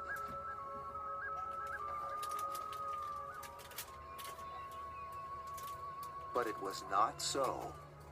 Often in secret, the rituals and the stories continued to be handed down.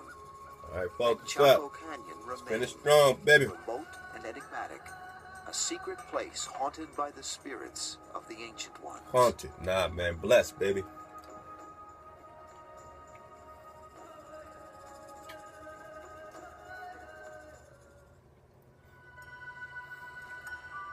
Listen.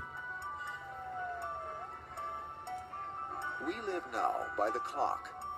Hours and minutes dominate, not the position of the sun and the stars.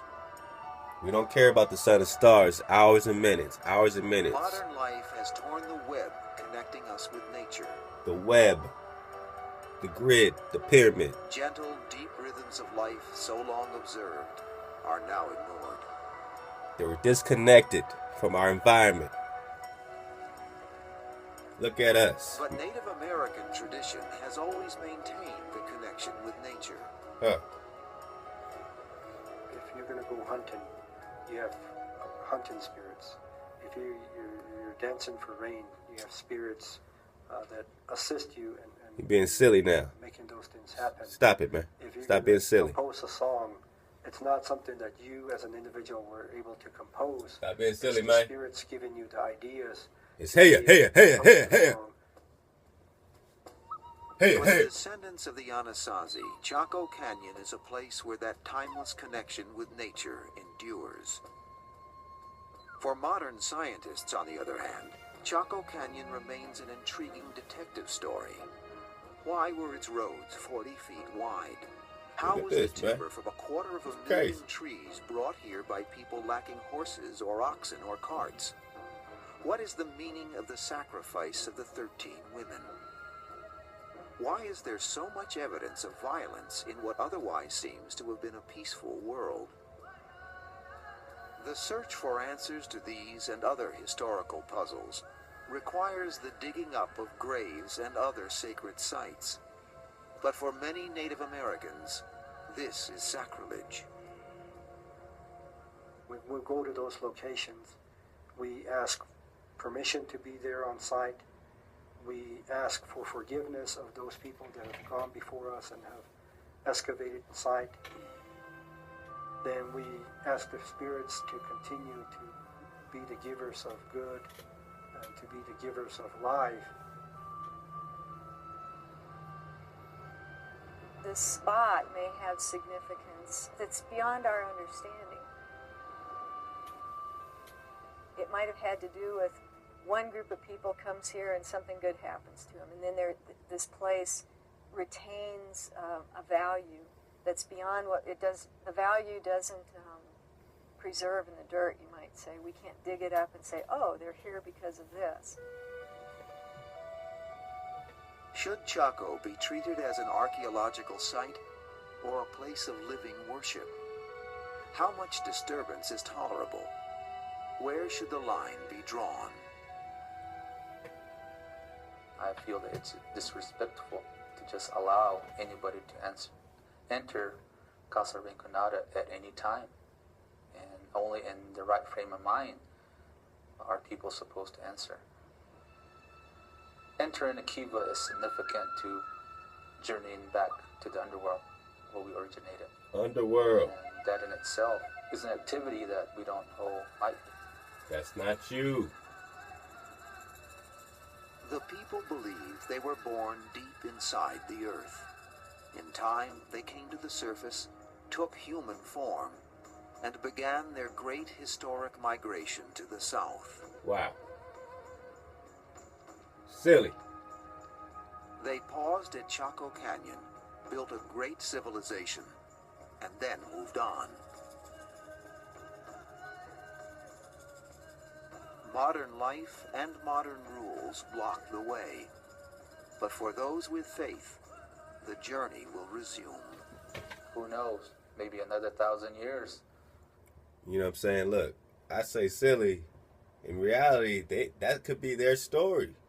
It's still, silly to me. But that's still how it could easily be. They could have came from some civilization underneath the earth, right? Some Genghis Khan thing, right? Everyone's trying to prove Genghis Khan. That one could find his body. Some type of Mongolian something, man. Some other type of angelic something. I mean, if it's underneath the ground, right? Could be Yapeth. All right. Remember, if Yapeth is Hades, if the pantheon really looks like Zeus, all right, then you got Shem, which is represented by the Pluto, the one that governs the law, the one they're trying to kick out, the one that's not a planet no more. They spit on Pluto like they spit on Negro. Don't you see the correlation between you and Pluto? You're not a planet no more either. You're not even 3/5 in the Constitution. The same people that spit on Pluto spit on the Negro. So, whatever that correlates to in the pantheon, whatever that is. But then you got this Hades and this Yapeth, right? And these people, if they're from Yapeth, then they are coming from the underworld because they are seeds of Hades.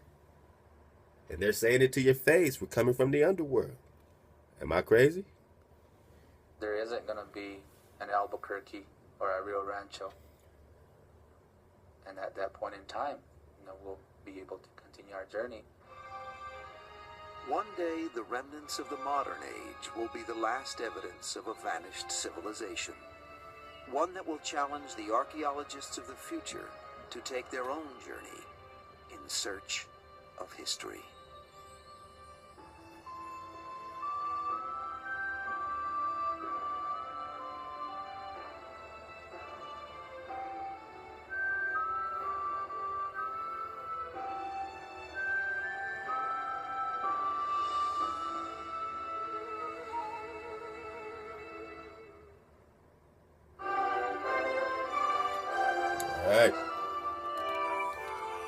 Hope we have time for this 9-minute drop that just tails right off of that one. This is going right with that. This is someone else doing a trail through Utah. It's called the Anasazi Valley Trail. The Anasazi Valley Trail. So there's a trail called the Anasazi Valley Trail. We just heard about the Anasazis. Let's look at the trail in Utah.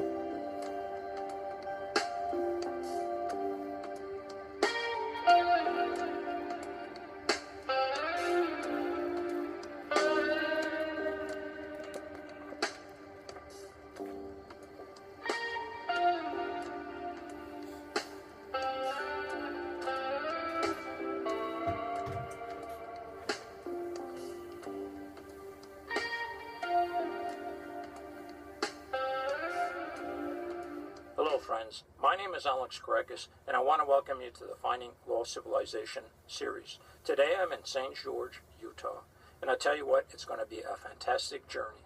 Specifically, I'm in a place called the Santa Clara River Reserve, and what we're going to do is trek into a place called the Anasazi Valley. And the fantastic thing about this journey is that we're going to be able to see the symbols of ancient man that has been left behind here for over 5,000 years.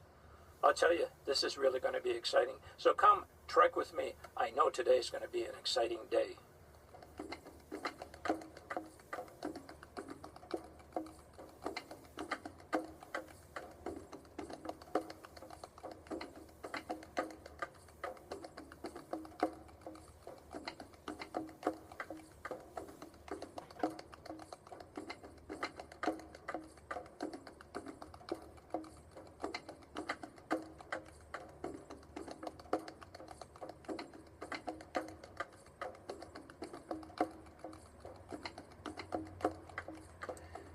Friends, I love the Utah desert after the first rains.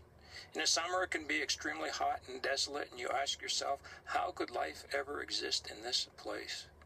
But then after the first rains come, to your surprise you find that life is all around you, always has been and will continue to be. I'll tell you, the desert after the first rain is always such a joy to behold.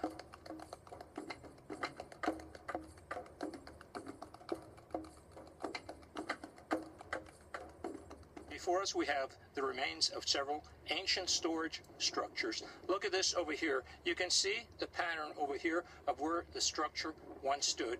And there's another one right over there. These were used to store food, and they are estimated to be over 1,000 years old. My goodness, this is really fantastic. Storehouse. Here's another outline of a structure behind this bush over here. Can you see it? And right over here, there's another one. There's another structure right over there in front of us. I'll tell you what, look at the view that the people had that came to this spot.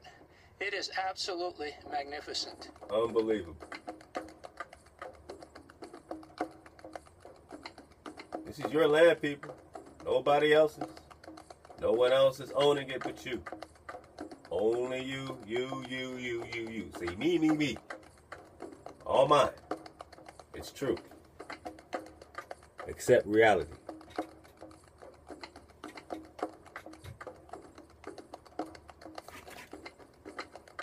Friends, what we have here is the peck style of petroglyph. You can actually see the peck marks right over here, where a sharper rock, a harder rock than the sandstone here, was struck against this dark patina to make the symbol below us.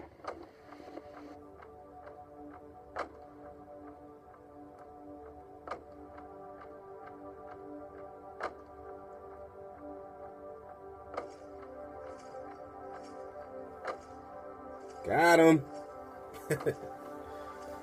Shit.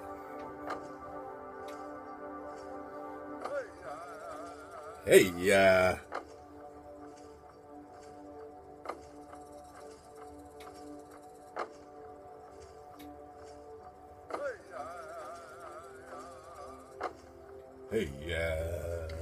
Well, friends, it's quite windy here walking feel the along vibration. the bluffs, but I'm very excited because I've started to find some petroglyphs.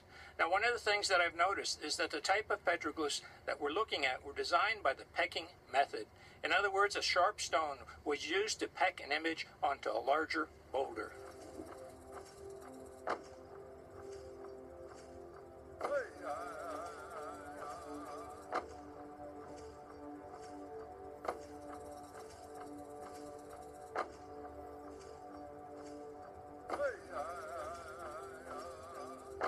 Friends, before us we have several PEC symbols.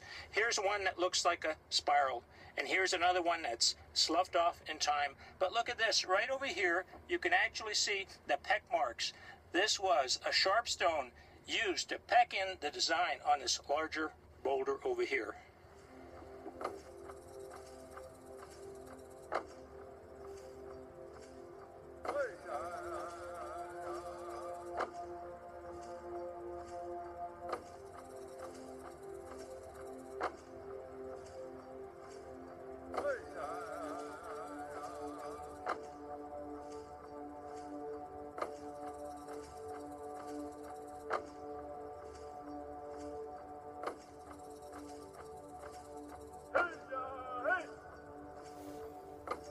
Y'all see that? Hey, hey, hey, hey, hey, hey.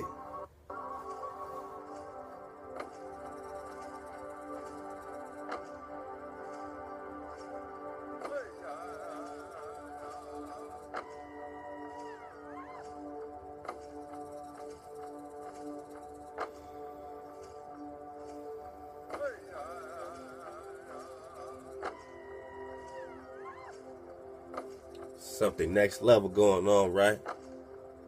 Take back your reality. You are next level. You are what's going on. You are supreme. You are gods amongst men. Hey, hey, hey.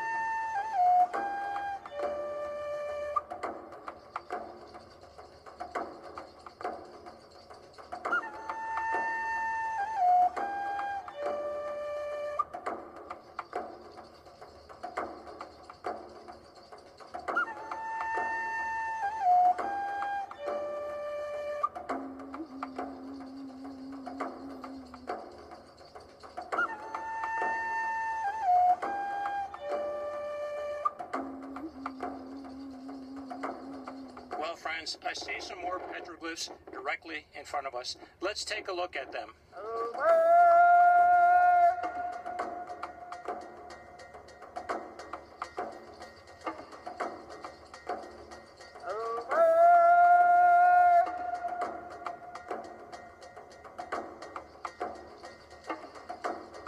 See that ox head?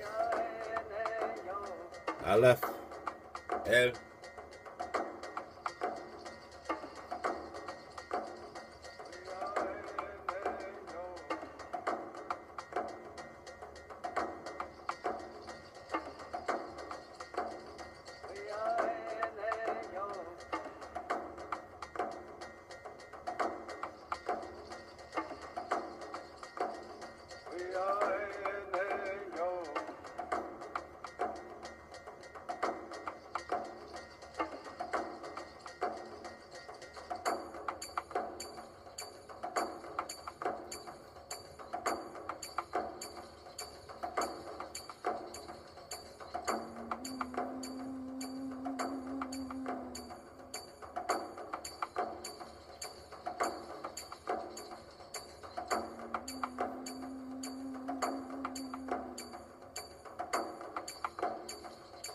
friends, the wind is howling, and I don't know if you'll be able to hear me.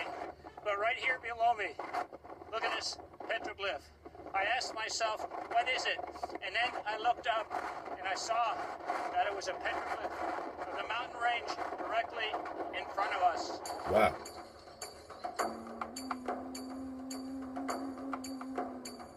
Friends, let me show you something very interesting.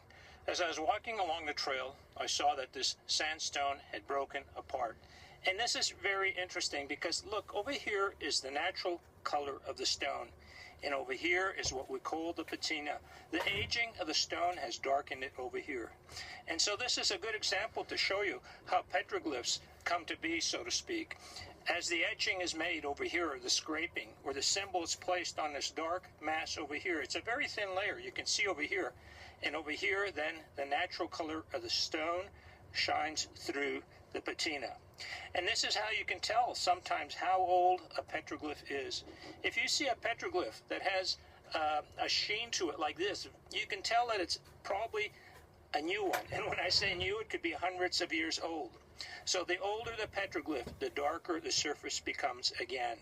So anyways, this is a wonderful example to show you how petroglyphs are made on these sandstones.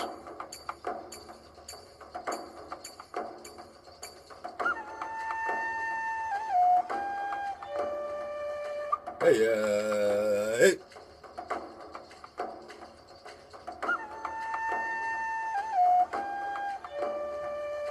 Hey, hey.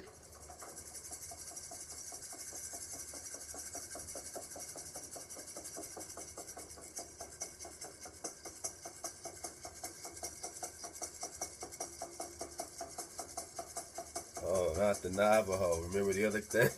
Not the Navajo.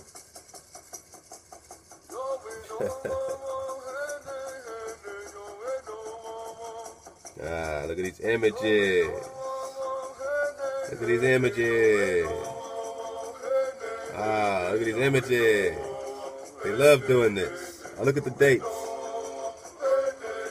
You're going to see the date, like 1850. See, all this stuff is later. They're not going to show you the 1500 joints, the 1600 real paintings and stuff like that. They're going to give you images of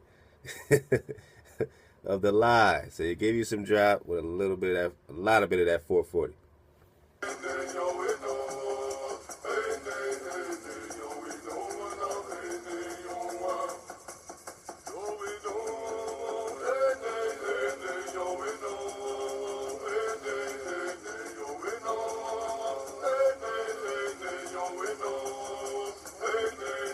This is pretty cold though. This hut's pretty cold. I mean, if we can learn how to do stuff like this again, we'll be all right. Of course we can. Of course we can. We're brilliant people. We're brilliant people.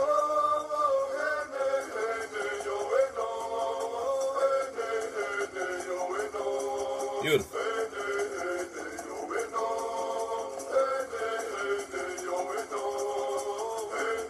Real tight, real tight. Copping a style. Look at that.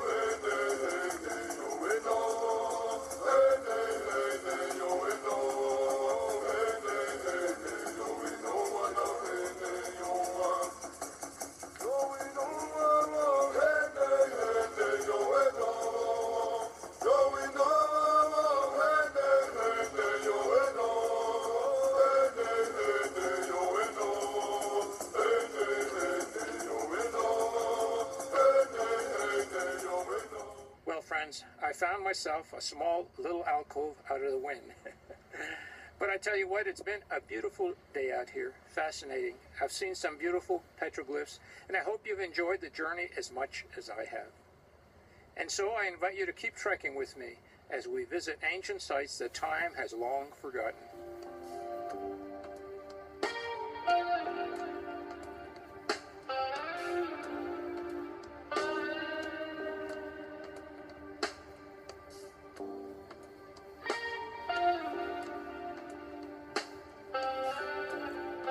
Credit, fair use, fair use, fair use. Man, it's been a journey. I love y'all. It's late. I'm getting some tea and taking a bubble bath. Alright, Don't you worry about my business. But just know I love y'all. Thank you for journeying with me, man. Stay up, suit up, choose up.